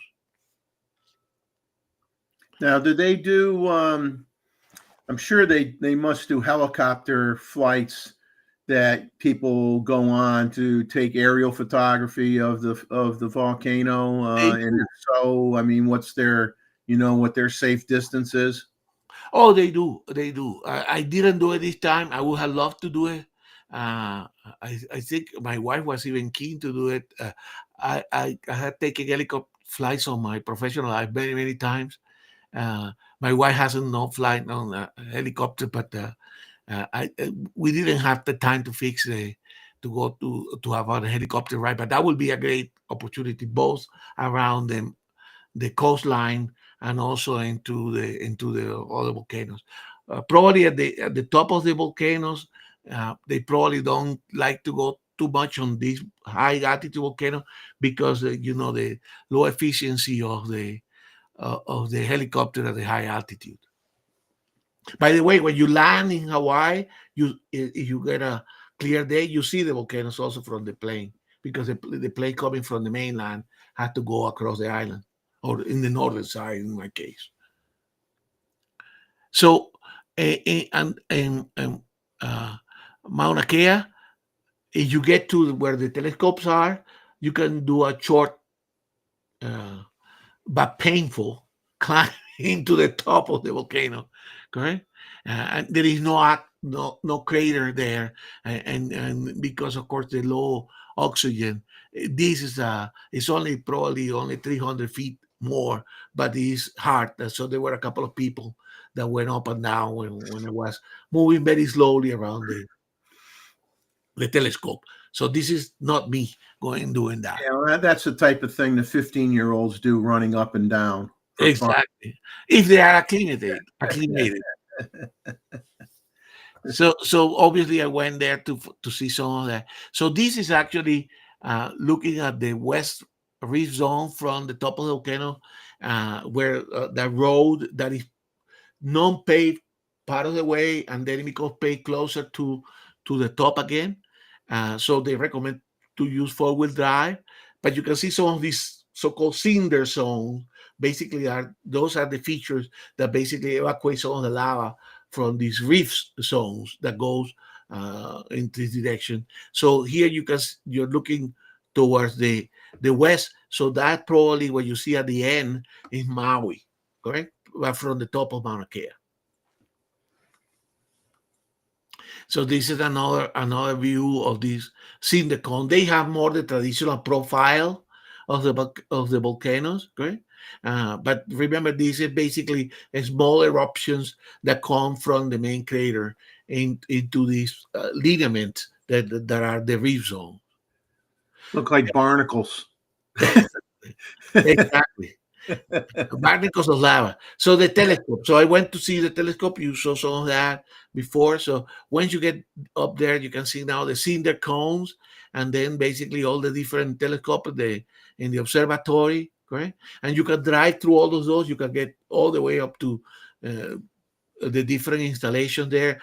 This is an international cooperation that the universities of Hawaii have with the with different institutions from the UK. I think there's some Japanese. Actually, the one that got highlighted here is the Subaru telescope, correct? You will see some of that. So for me, it was pretty interesting. Seeing many of us here are also like, uh, you know, space and all that kind of stuff. So it was pretty good to go back there and see those telescope within the time. Obviously, none of them were working at this time of the day. So these are some of the telescope that are here. This is the WMK 1 and 2, which are the two the two white balls here. By the way, between these two, you can see the summit of Mauna Loa on the other side, correct? So which is almost 14,000 feet. So you're looking here from 13,000 feet across the island to the other side. Okay, so this is the Subaru, which is Japanese observatory, and the one here, I believe that's the infrared, the NASA infrared telescope. Okay, so it's fun to drive around, and of course, it's high enough that there is snow, even at this time of the year. With a close up of some of those telescopes. Obviously, they are closed during this time of the day, but they were open depending on the program for observatory. So this is the WMK number 1, and you can see all the different park. The people that operate this, they have an area where they live when they're doing the observations and they're manipulating. But a lot of the actual work is done remotely. So I photographically, I was trying to look what side was better. I was more interested to try to get some of the telescope with some of the foreground of the lava cinder cones, correct? With some of these lava fragments in front. And for me, that then turned out to be more pleasing. And you can see that the different cinder cones and where the different telescopes are, they have a slightly different composition. So when they weather with different colors. And you can see here a multitude of other pictures. Ron's asking if they give tours of that place. Not that I know.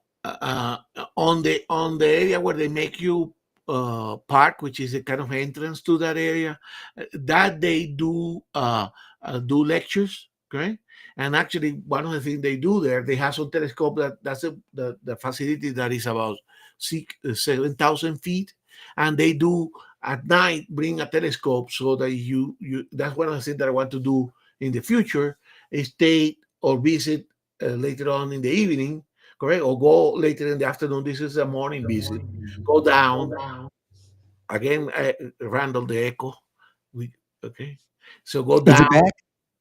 Yes, I think. Let me see.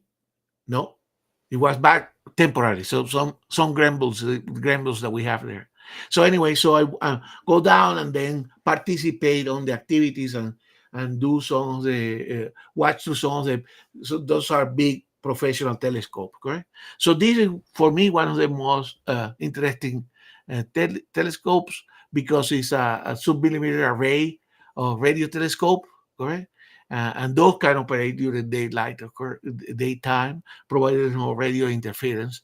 And you can see that. So here again, this was taking this photo with the 24 to 120. Again, a lot of the photos in the top of Mauna Kea were taken with either the 14 to 30 or the 21 to 120, which is the whole the main lens that I use when I'm traveling for the general photography. So close up of some of those sub-millimeter array telescopes. Okay, so apart from photographing the volcanoes, there is a lot of detail in the actual lava flow, correct? And you saw me showing some of that I was trying to capture some of the fragments of lava in the cinder cone, and I show you some of the lava flow later on when I was photographing the panoramas. So typically, depending on the viscosity of the lava flows, they develop different type of texture. So something called pahoehoe, which is basically more fluid lava that is described as being ropey, and you will see why, correct? And then the more viscous lava, correct, which called AA, and that or AI, and that is actually the one that basically bring into little fragments, correct? And in cross-sectional areas, you can see this create these globes of lava, and of course the other one creates smaller fragments, correct? And if you have never seen it, it will be interesting for you to see some of the video where there is a lava flow moving along, not an eruption, but the lava flow going down, how these move, and it move basically at the pace of walking. So let's put it big again. So this is the pahoehoe lava. So let me see if I can do it here. All right. So you can see it creates these kind of very interesting ropey features. For me, it was very photogenic. Yes, Roy, it's based on mostly on their water content. Okay, so how much water affect the viscosity.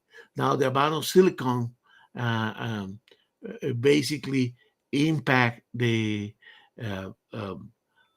viscosity too, but it's basically how much water have in the lava that affect the viscosity and the temperature. So it's a function of composition and temperature. I'm sorry, Jeff. I stopped sharing temporarily, so I need to go and reshare. I'm sorry, because I pressed the down button, which tells also the countdown clock. All right. So let me be sure. So I love to photograph. There's a lot of texture. It looks very organic, some of the features. So you can see here by the side of the road, I mean, how these kind of very fluid lava create those very interesting patterns, right? So you could, unfortunately, that was a very sunny day with a lot of contrast. This would look a lot better if you have a kind of overcast day. Yeah, partly cloudy. Partially cloudy, exactly. Yeah. So you see it looks like roots, correct? And of course, you can see here the first typically type of plants, and we talk about the plants later, that come and basically colonize the lava flow are the ferns, right? So there's a lot of ferns, and for that reason, there. And I mean, look at that. I mean, for me, it's beautiful.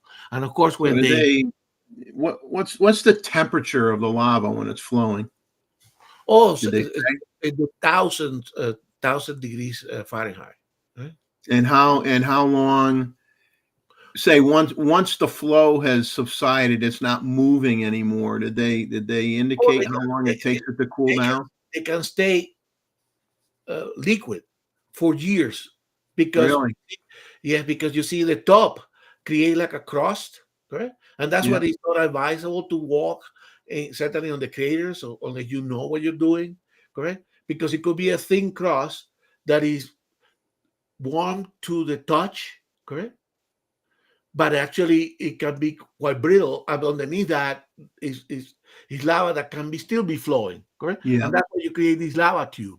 As a matter of fact, remember I mentioned that eruption in 2018 that destroyed several houses and states in the in that um, south east of the island. Even today, there are areas that you can touch the ground and it's hot, correct? But underneath the ground, there is still lava that is fluid. As a matter of fact, when that eruption happened, correct? The first lava that came out, and that's why they study the composition of the lava, correct? Because by studying the lava composition, they know from which eruption it came as it changes, correct? So they were in the chamber and in some of the fissures that later on erupted. The older lava from prior eruptions several years ago that hasn't solidified, and that lava came first and it has certain composition, and then the new lava came after. So when the lava start breaking down and being weathered, then you can start seeing some of the inner structure of that, correct? And then you have different colors added to this pahoehoe texture. So anyway, so this is what I have. So this actually, remember, just to conclude this area here about the um, the evolution of the volcanic islands on the in the Pacific. Remember, I showed you this graph before when the Hawaiian. Oh, I'm sorry again. Sorry, guys. When the Hawaiian Islands basically are currently located, but all the prior uh, um, islands, which are the majority of the submerged, all the way up to the Kamchatka Peninsula in Siberia, correct? And you can see there are several of those trends, but this basically explain what happened, correct? First, you have the volcano as soon as it get connected to a magma reservoir, and it's a submarine cone, correct? And it grows for years and years and years, right? Before it emerges, correct? So the one that I call Loki is still under the water, correct? And eventually it comes off the water, which is rather spectacular.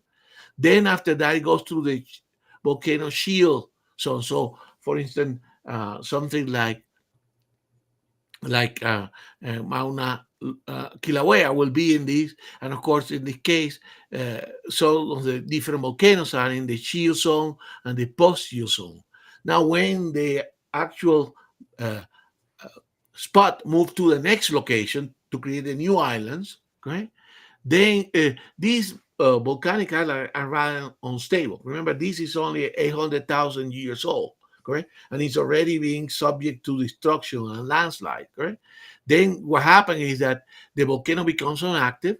The actual weight of the volcano flip it down the lithosphere, correct? It bend the lithosphere because it's heavy, correct? And then you start coral reef formation, not attached to the island, which happened almost immediately, but detached to the island, and that eventually uh, create uh,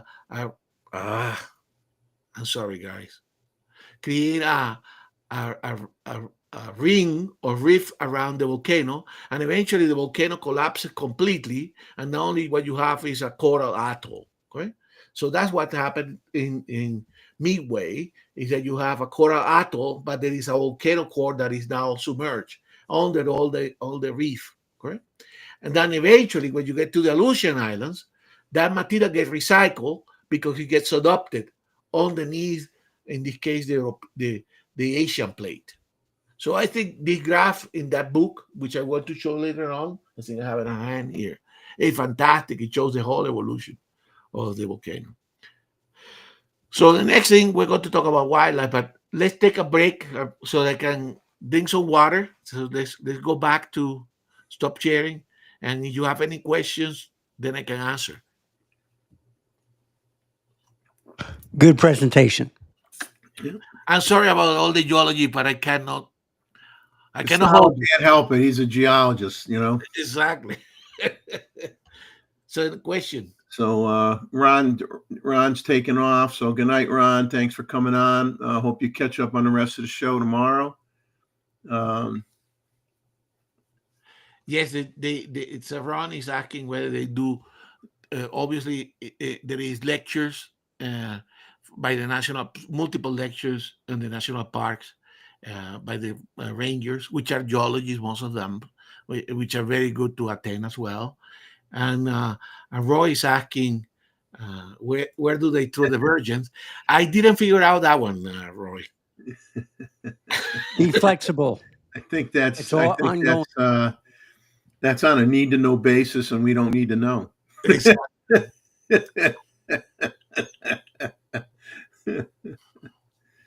So anyway, so indeed, if you're planning a trip, you can at this time of the year with these regular eruptions that you can do. Anyway, so let me see if I can continue. Thank you, Terry. Appreciate it, man. Yes, I rock. Roy has a geological humor. Theological humor. Yes. Gustavo rocks.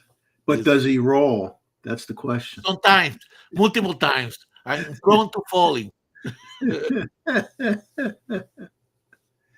What is your favorite?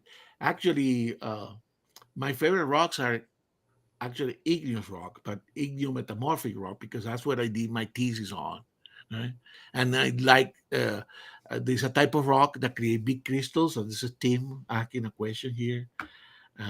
Basically, big minerals, and it's called pegmatite. So it's basically where the granites solidify very slowly, is able to create big crystals, and all these kind of all the people that do mineral collections, we're looking for pegmatite because that's where you find the spectacular minerals.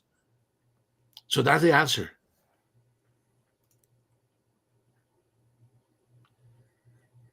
All right, so let's go to wildlife now.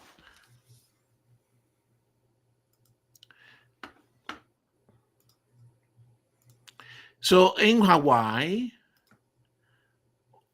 obviously, when photographing the Hawaii, my interest was to photograph some of the endemics, right? And some of the pharaohs. But let's start with endemics. I was partially successful, correct? So this is actually a bird that many of us are familiar, the black-necked still, but this is the Hawaiian subspecies, which resident on Hawaii and only still it differentiates from the other by the actual coloration around their head. Right? So actually, this photo almost got me into trouble because I was in the Kona Hotel and I was walking around looking for things to photograph discreetly with my 600 millimeter PF, correct?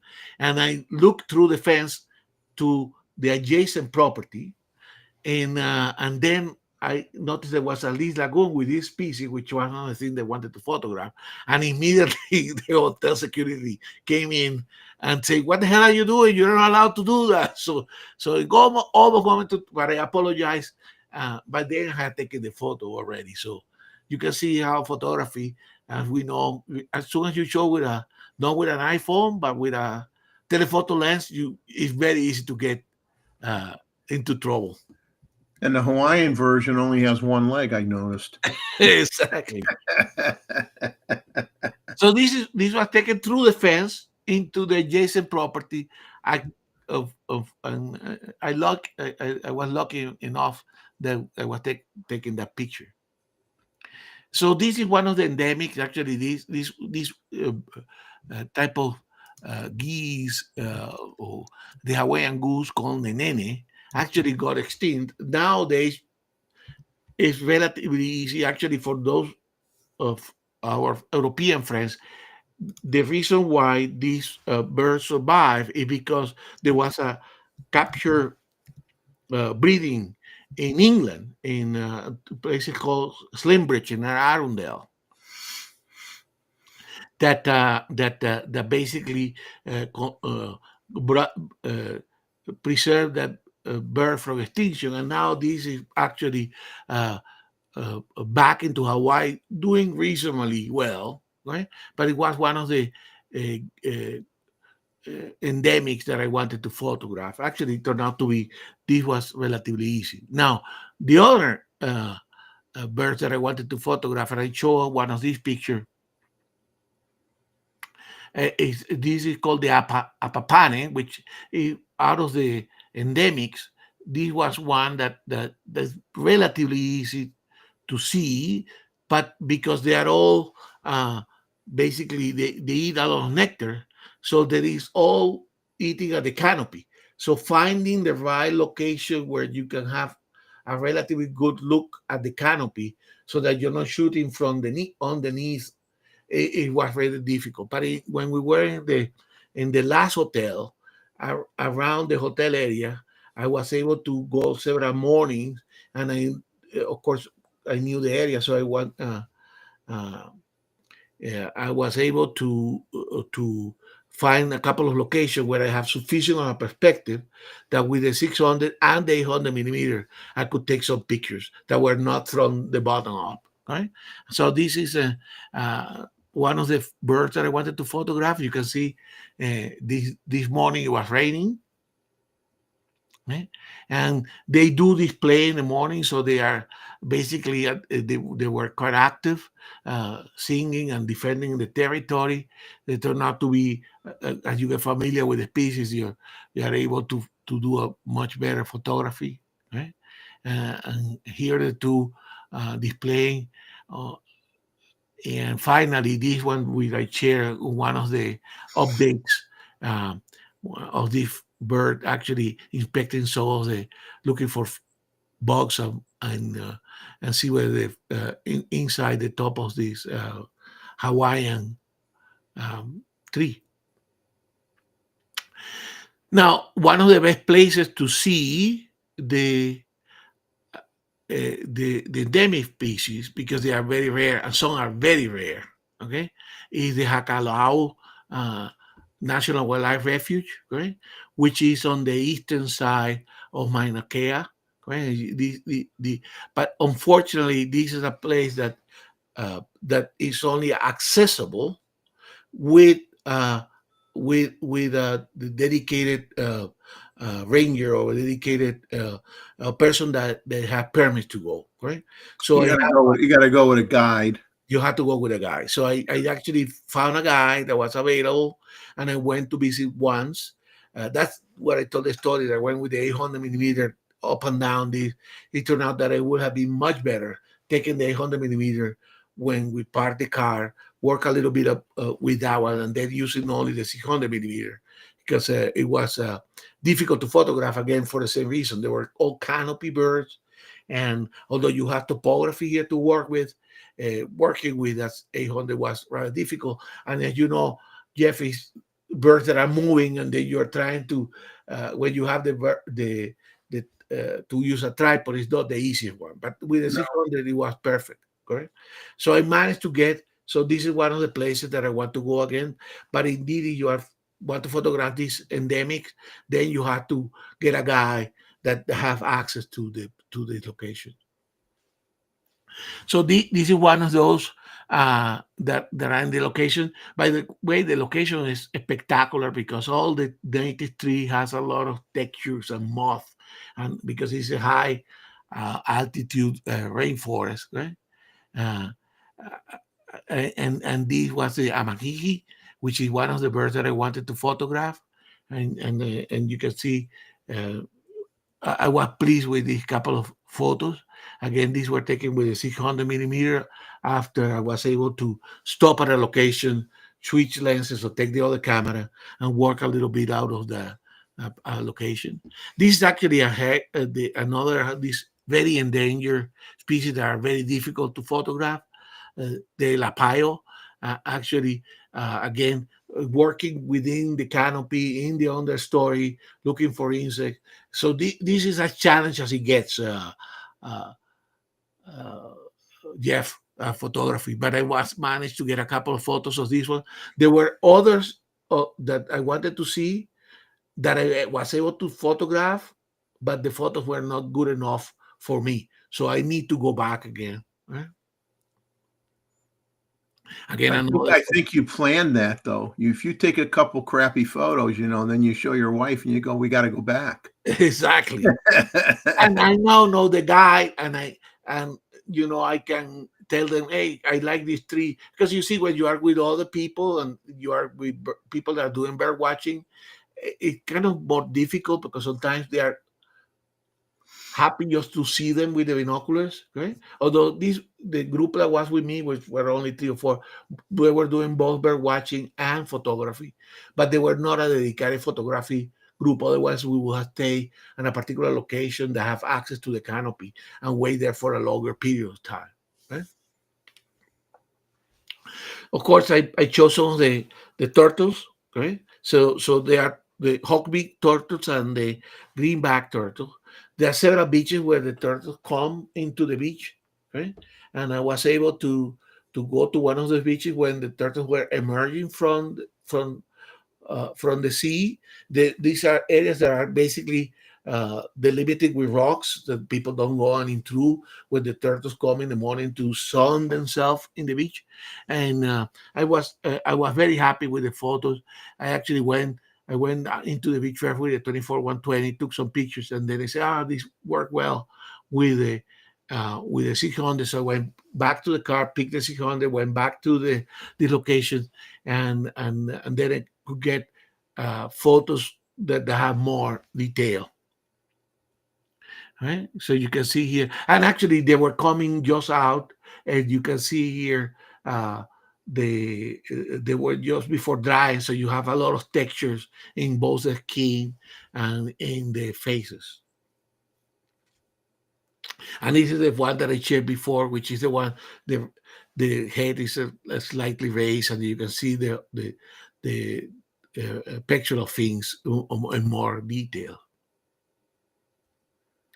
Insects, there are also endemic insects that goes all the way from a carnivorous caterpillar to several uh, spiders, and this was one spider that was actually in a place that we went to take some uh, to buy some fruit. Okay, and that was I was able to work on some pictures. This is called the Hawaiian Hahiope. It's a female, of course, in the middle of and it was really beautiful with a lot of texture. Rather difficult to photograph, so you have to look for the angle. So a lot of ferals, correct? As I show in the last image review, so you can see some of these pheasant, the Calic pheasant that show. So here I show you a different set of pictures. Some pictures of the male and the female. These were around the lodge. They were rather tame, so I had the opportunity to work with these for a couple of days. So I managed to get some good angles of this bird, which is native of the foothills of the Himalaya. I think Luis showed some of that, correct? And then you can get really close early in the morning before all the people come out of their bungalows and rooms.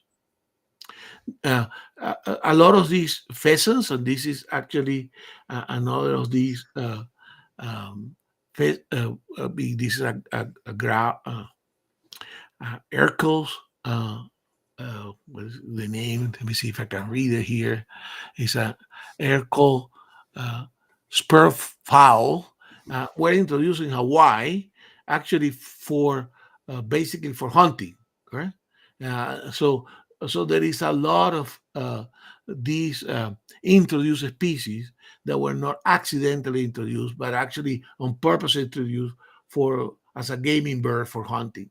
Okay, and so you have opportunity to photograph some of these partridges and pheasants and fowls that actually are difficult to observe in the native territory. Correct. The small birds, there are a lot of escapees, so they have become feral. I chose some of these. These are from South America. There's a front finch.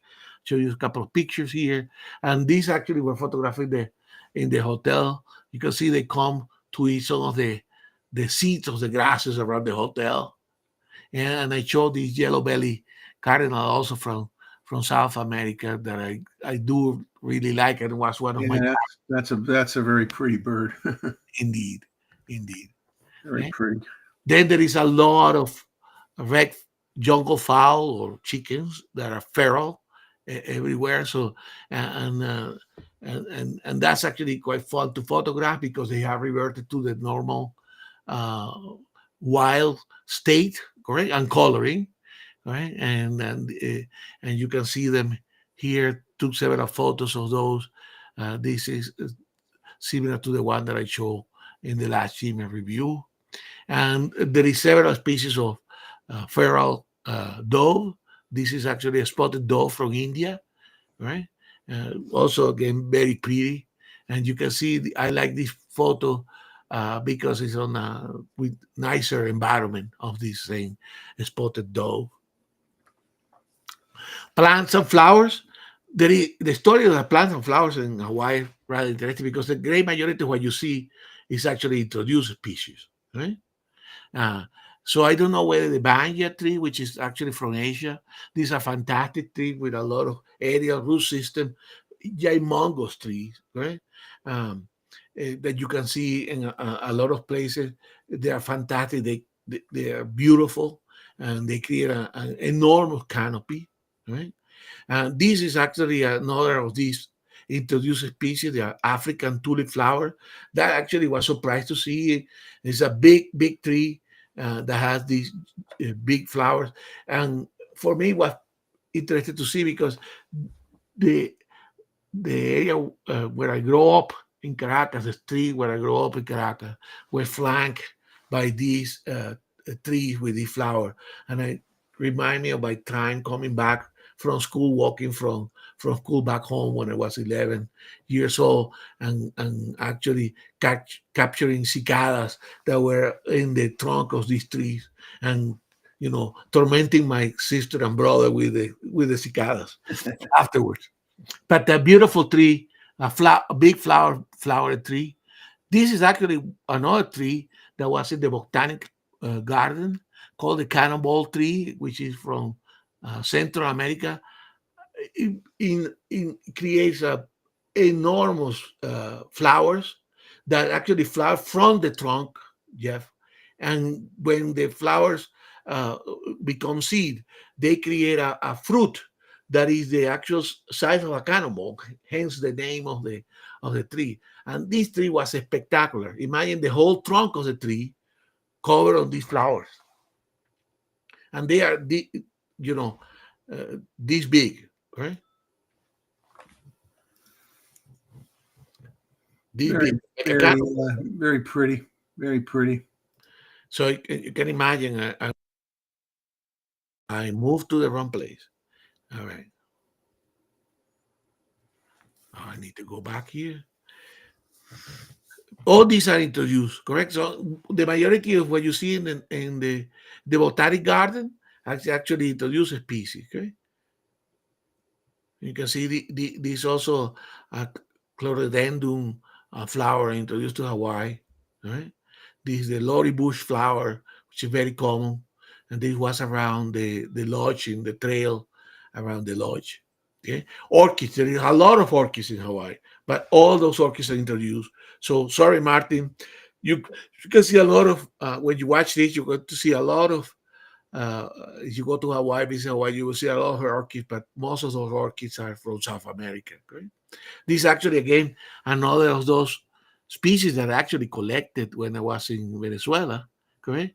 Which is called the San Jose or San Joseph staff because it creates this long stem with flowers at the end. Okay? And you see a lot of these bandas, correct, which are from Asia, also introduced into Hawaii. So a lot of what you see in the botanic garden is actually non-native. It mostly what have been introduced, either delivered or have become also feral like the animals. Right? More of these bandas and now this was a interesting feral tree that I wanted to see because this is the actual species that come from northern Australia and Papua New Guinea, which is called the rainbow eucalyptus. And I know you can find them sometime in California, but I haven't never seen them. And this is actually the bark of the tree, very colorful, right? Amazing, all the colors. Sometimes they give you some hues of blue as well, correct? And I always wanted to see this tree, correct? And it was actually when I went to photograph this tree that I saw that uh, feral red jungle fowl chicken that I went to photograph. So I love this tree. Love it. I mean, imagine this is the barker, Jeff. What is native to Hawaii and all these gymongos, almost the size of a small bush, uh, ferns, Giant ferns, yeah. giant ferns, correct? And this is the underside of the ferns, which, correct? And so it makes for interesting photography, correct? So you can photograph the underside, you can photograph the whole plant, or you can do the what they call the fiddle head fern, which is the emerging ferns from the ground, correct? It almost look like a monster coming out of the ground. So landscapes here didn't do as much landscape as I wanted to, but of course, as you know, Jeff, there is a lot of waterfalls, correct? So unfortunately, a lot of the day that I dedicated to go to the waterfall were actually cloudless, which is not the best time, right? Uh, so this is the Akaka Fall. So a lot of the uh, waterfalls are on the wetter side, on the east side of the island, okay? And the one on the right here is the Akaka Fall, which is very close to Hilo. That's actually within the area of Hilo. Okay? There are several beautiful long beaches, some of which ones you can see but you cannot access, unfortunately, anymore. This is the Waipio Valley lookout. So you can, in the past, you could go down there, but only now the native Hawaiians and the residents of the Hawaiian island can go from this lookout down. There is a gate that doesn't let you go into that tree. Geologically, these valleys are also very interesting, correct?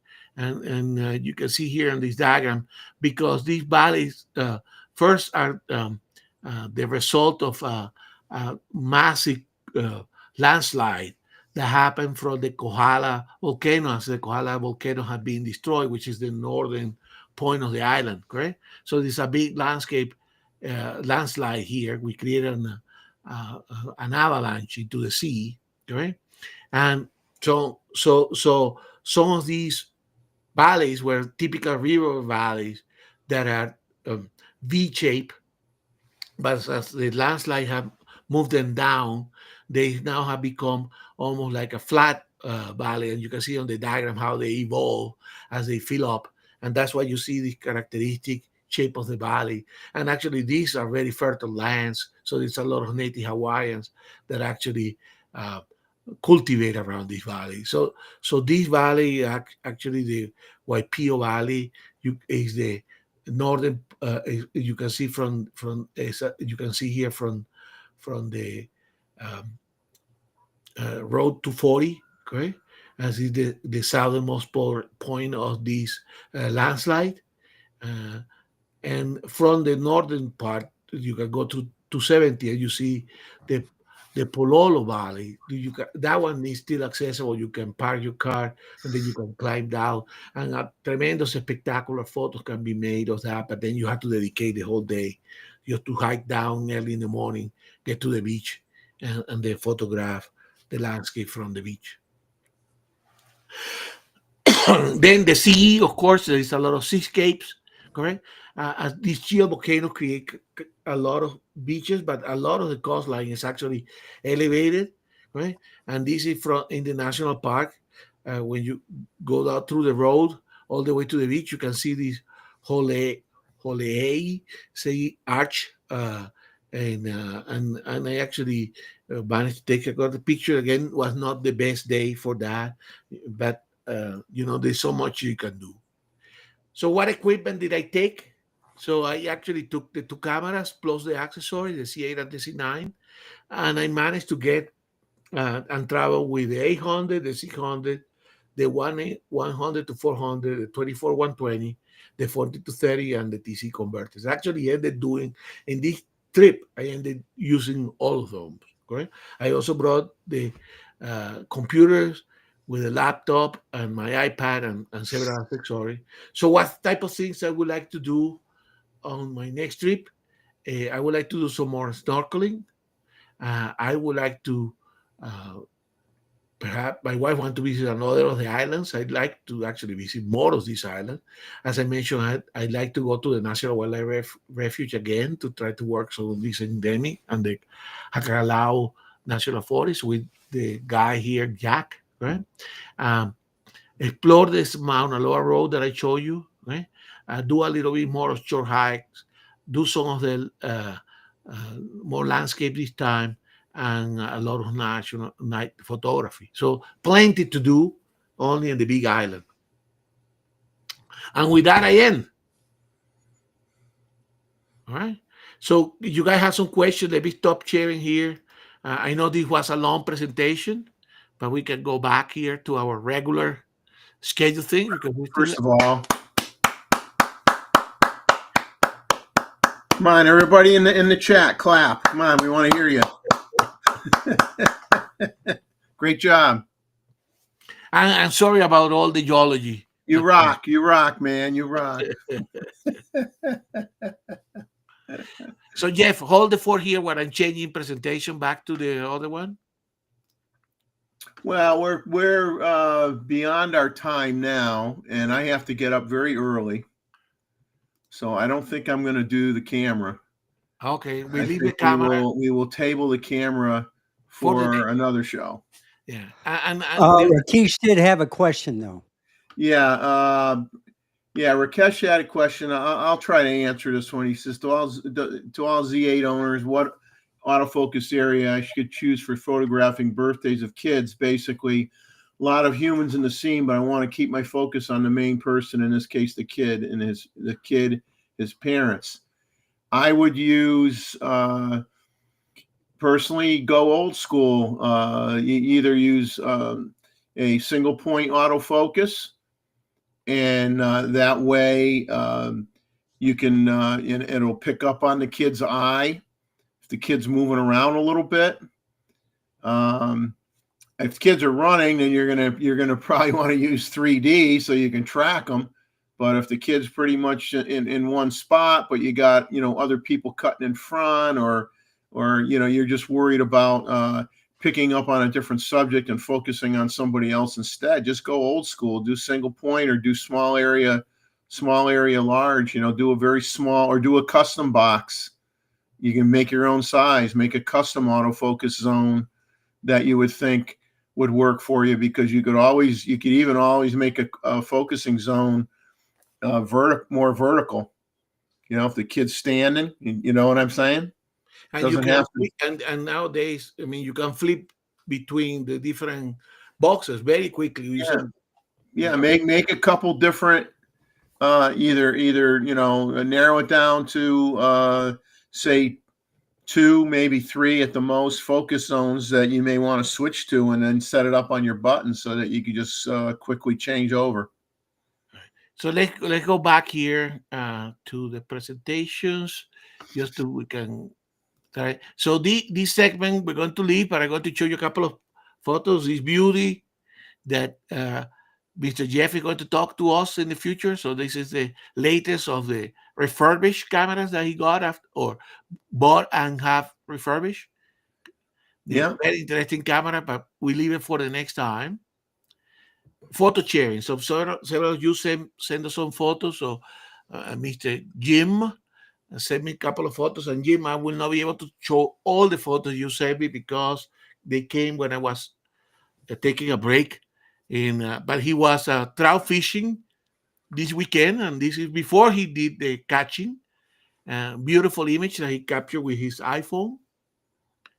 And David have been taking some photos in Canada, correct? I think he's in the uh, in British Columbia, Vancouver, correct? And so beautiful picture here. And Joey, I believe he's also traveling. He's in New York. He's in New York, baby. He's in the big city. And he sent us this photo as well.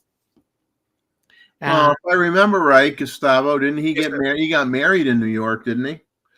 Oh, he went to New York just shortly Well, after. he went to New York to get his tux anyway. I know that. But So, he got married in Canada, but they Okay, went back to New York. yeah. So I don't know. Maybe his wife's family is from New York. I don't know. But beautiful images. You can Yeah. see all our talented photographer. And this is the one for Bob. So as I mentioned, last week I went to Moab, right?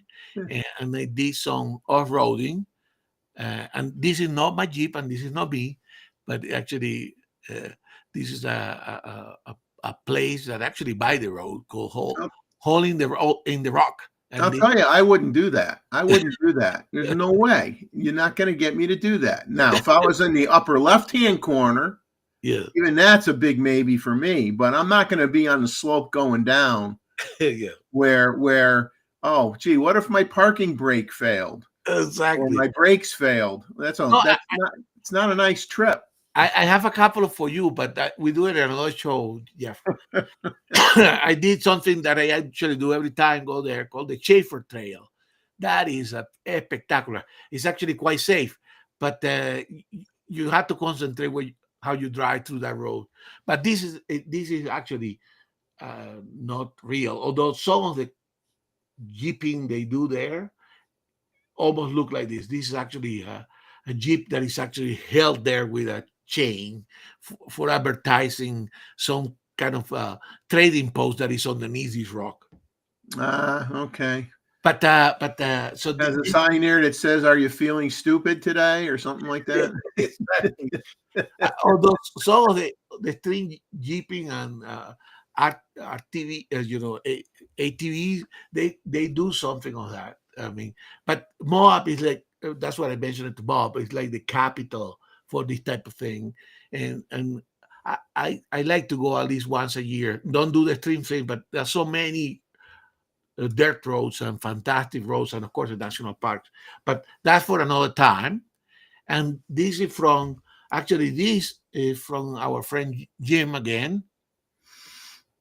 From the last show, he sent us these at the last time, and it's actually he mentioned in the email that he was doing photo stacking, and he may say that in a future show he may do a photo stacking discussions on software and how many photos it takes. So this is kind of a good transition for what's coming on or coming. Okay, so this is the reminder, Jeff, that we have in 2 weeks our next photo launch live, the image review segment. Correct. So it's coming in 2 weeks. I'm sure that you don't have that many photos. Yeah, we only got right now, I believe we have 14 images. So it's time for everybody to kind of buckle down and figure out what you're going to send in and start sending them in. Exactly. And we had a good amount the last show. We had I believe we had over 70. So let's 70 is a good number. 70 is a good number. Exactly. And that's Saturday, June 7th. Okay.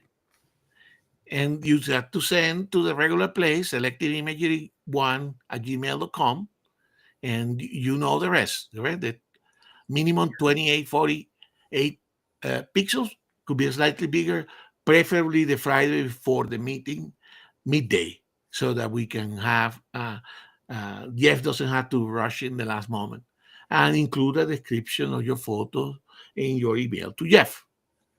So what do we have in the pipeline? So you probably heard last week, our friend Luis Pereira, who did a fantastic presentation on I think our first general meeting, correct, of his trip to Thailand. He also went relatively recent to Taiwan, and he called Taiwan photography a hidden gem. So he really have fantastic type in Taiwan. I think within 4 weeks he will see that, and you can see he had this spectacular uh, photo of endemic species of Taiwan, which is a pheasant. Okay, and we will have the general discussion and everything. So that's coming up after the image review. And in the pipeline, I think Martin emailed me, Martin Hill from Germany emailed me a message a couple of days that he obviously is very active in our community here. And he offered to do another session on fluorescent photography of plants and also on wildlife birding orchids in Germany. I still have one on remote triggering, longer distance, and for Rakesh and the other ones that are here in the New York area. Hopefully, some of you will be able to go to the Build Expo in the Javits Center in June 17 and 18 and give us a report. You can see some of the presentation online, including Frank Lansing again, Jeff. Right? Yeah. And if you guys have any other presentation, future topic, remember, we want as wide participation as possible. Send those images, obviously participate in the image review. We love for you guys to make presentation. It's almost amazing the amount of, oh, I missed one here. Okay. I missed a couple of slides here because I made, let me see if I can find it quickly. It's not with even for the next time. I actually here because I did on. So remember, Monday there is this uh, Mr. Polaroid documentary in PBS 8 o'clock for those. Again, I'm sorry, guys. And this actually was. Let me see if this plays. This may be tricky. Come back in a second, Jeff, but let me stop sharing. You guys can talk. Roy had a question on what camera. When you showed the camera I was going to talk about, I'll just let everybody know that that's the word is spelled, the company is spelled IHAGEE, but it's pronounced Ihage. It was Ihage Camera Work, Steenbergen and Company of Dresden, Germany, and they made the Ihage Exacta V2A, and it was a 35 millimeter SLR, and that's what they named it in the United States. But in Germany, it was called the Exacta Varex, VAREX V2A. They could not use the name Varex in the United States because that was already copyright protected by somebody else. So they had to have different nameplates. So they had one name when it was in Germany, and they had another name when it was sold in the United States. And we'll get into a little bit of the history of the camera and of course, the fact of the effect of World War II when Germany got split between having a part of the country being under the Western influence and East Germany obviously being formed as part of control of Russia. So that made things very interesting in the day for both this company, Zeiss, Leica. Many of these companies had businesses in different sections of Germany, and then after World War II, Russia would take over any of the companies that were in the designated East German side, and that made things very complicated because you had a Zeiss plant in the one in the city of Jena was in East Germany, and then you had the Zeiss plant in the western side, and same thing with Leica. So it made things difficult for German photography companies because their assets basically got split up, and then on one side of the fence got overtaken by Russia. So that's part of this little bit of the story too. So let me share this because I think Robert, Bob Rosado mentioned this one, and actually this as a video forwarded to me by Jim, although my wife already has sent me this video when it happened. It's again, it had to do with, let me give you a preamble here. It had to do with this massive earthquake that happened, magnitude 7.7 in Thailand.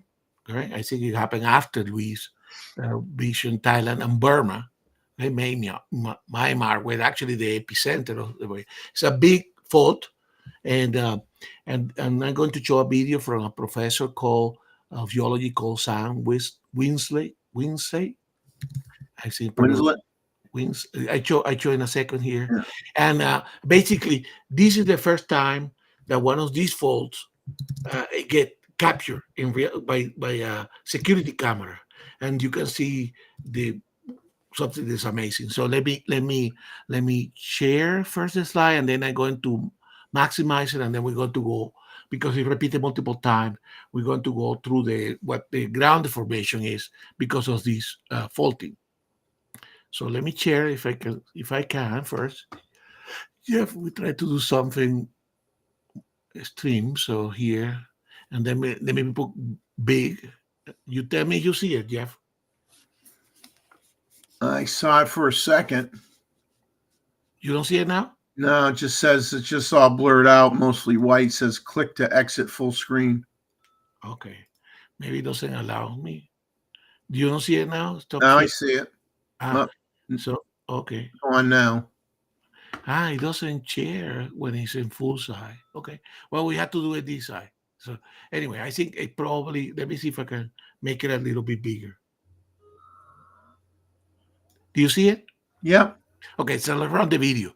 So basically, before we run the video, so what happened here, this is a fault that is basically like the San Andreas fault, correct? So it's a fault between tectonic plates, but it's actually most of the movement is done in the horizontal plane, correct? And so it creates lateral movement.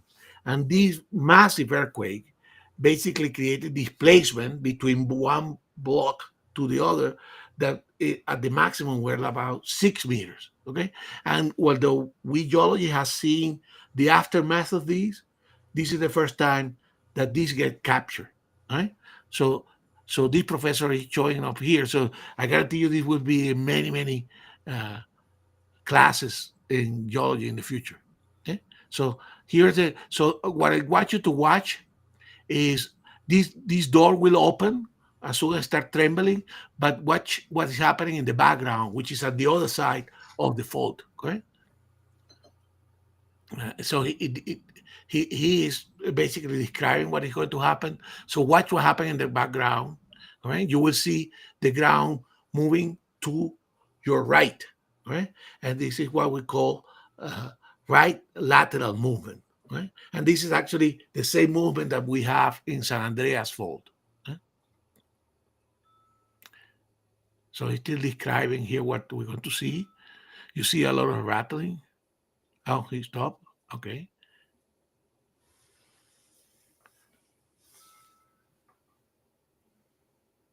So he comes the earthquake. You can see the tremor. Okay. And all the shaking. Now watch the background. What happened? Whoops. Did you see it? Yeah, crack. So it cracked through here, right?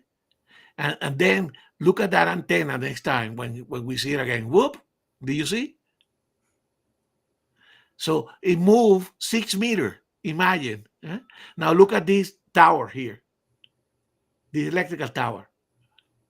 You see, and it That's collapsed. it. Gone. Hanging. And then here in these buildings, you can see some tanks falling into the ground. Is that amazing, guys? So those that live in California, if you work to that place called Tomales Bay, north of San Francisco, correct, where the San Andreas Fault actually move across the bay, you could see the whole peninsula moving about 6-7 meters, also in the right direction. And it's called right lateral because depending on which block you are, you're going to see the relative movement always towards the right.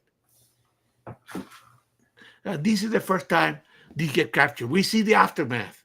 We see the indication of the movement, but this is the first time they get captured in real time. Well, glad I wasn't there. Amazing, huh? So thanks to Jim and others that sent me the video, including my wife, because for me this is fascinating. Right? I mean, you look at all that. I mean, it's I cannot stop watching this. Okay? So anyway, so let's stop sharing. And Jeff, we are about to finish. Yes, we are gonna call it a night, folks, because I got to get a few hours sleep before I get off in the morning. But we thank all of you folks for joining us as always for these little shows that we're trying to put together. And as Gustavo says, we hope that more people volunteer to do some presentations. We really don't want them to be done by the same 2 or 3 people over and over and over again. So, more is better. Exactly. So we would like to see, like I said, and it can be a 5-minute presentation or a 10-minute presentation. It does not have to be anything overly lengthy. But if it is, and that's fine too. But especially if you travel, not everybody has the opportunity, or they still got kids at home, and when they travel, it's to do things for the kids and not necessarily for photographic endeavors per se, other than family photos. And so if you're fortunate enough where you get to go to different countries or different parts or national parks or things like that, and you have some images you want to share, I mean, I'd actually like to see, and Gustavo shared pictures from the national parks before, and I think that would be kind of a good theme is for those of you that have frequented national parks to just put together a dozen pictures or something that you took when you went to a national park and share that with us, because there's so many national parks in the States that, very few people see them all. Although I read an article about a very young person that supposedly has gone to every national park in the United States, and it blew me away because I don't even think she was 25 years old. Wow. She was younger than 30. I know that. I think she was like 25 or 26 years old, and she's seen every national park in the United States. I'm like, you got to be kidding me. Yes. But share with us the joy that you had of going to the national parks that you've seen.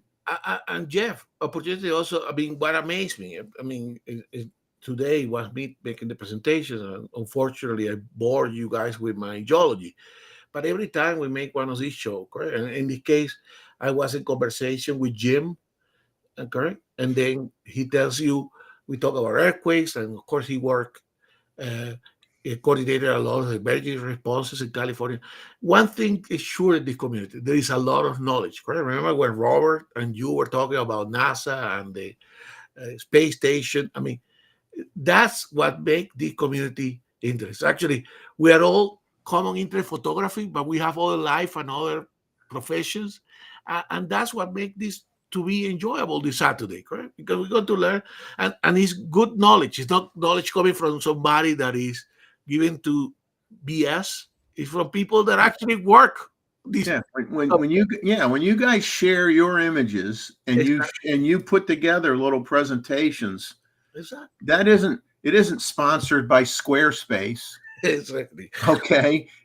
It's not sponsored by me either. I mean, it's you. It's real. It's like you're seeing stuff that your serious amateur, semi-pro photographer is doing, and there's nothing like that. That's better than it's like a classroom in itself, and like I said, I mean, I've only gone to one national park. I went to Acadia National Park in Maine. I loved it. I'll have to go back and dig up some pictures that I took from there and put together a presentation on Acadia National Park, because I think it was a wonderful place to go, and I'd like to go there again sometime. And but there's hundreds and hundreds and hundreds of national parks. So please, people, if you've gone to Utah and you've gone to Yellowstone, or you've gone and to Alaska and shot pictures of the grizzlies doing the salmon run, and that type of thing. I haven't been for Acadia. It's in my to-do list. So next time I try to make there, and we can talk to somebody like you who have been there before, correct? That's it. But the point that I was making on the knowledge of the community is because we all have here full life, correct? A lot of experience, right? So like when we're talking about aerospace, correct? We got a lot of people here, or engineering in general, or surveying, or civil engineering like David, or aeronautics, correct? And aviation like Luis. I mean, if you have a question here, or Roy, which is a true professional photographer, right? I mean, that's part of the joy of having this get together, this photo club that we have here. Right? Yeah, so anyway, Roy is the Australian-based Nikon Museum is in Australia, by the way, as well. Roy manages it. Exactly. So anyway, guys, we're going to let Mr. Jeff go to bed so that he can get with Mossman tomorrow morning and bring us some fantastic photos. But this is what we have for today. Yeah. So everybody have a good upcoming week, and get out there and shoot some images and get them ready for the photo review. And we will see you in a couple weeks, and we'll see what we got. So thanks again, everybody, for showing up and participating in the chat. We appreciate it. And thank you, Randall. I know you're out there somewhere. And thanks to Chuck for popping in as well. And hopefully we'll have a few more of our regulars in the on the show, next time we get together, because people are traveling and doing different things. So hopefully we'll have a few more people on the panel next go around. But take care, everybody.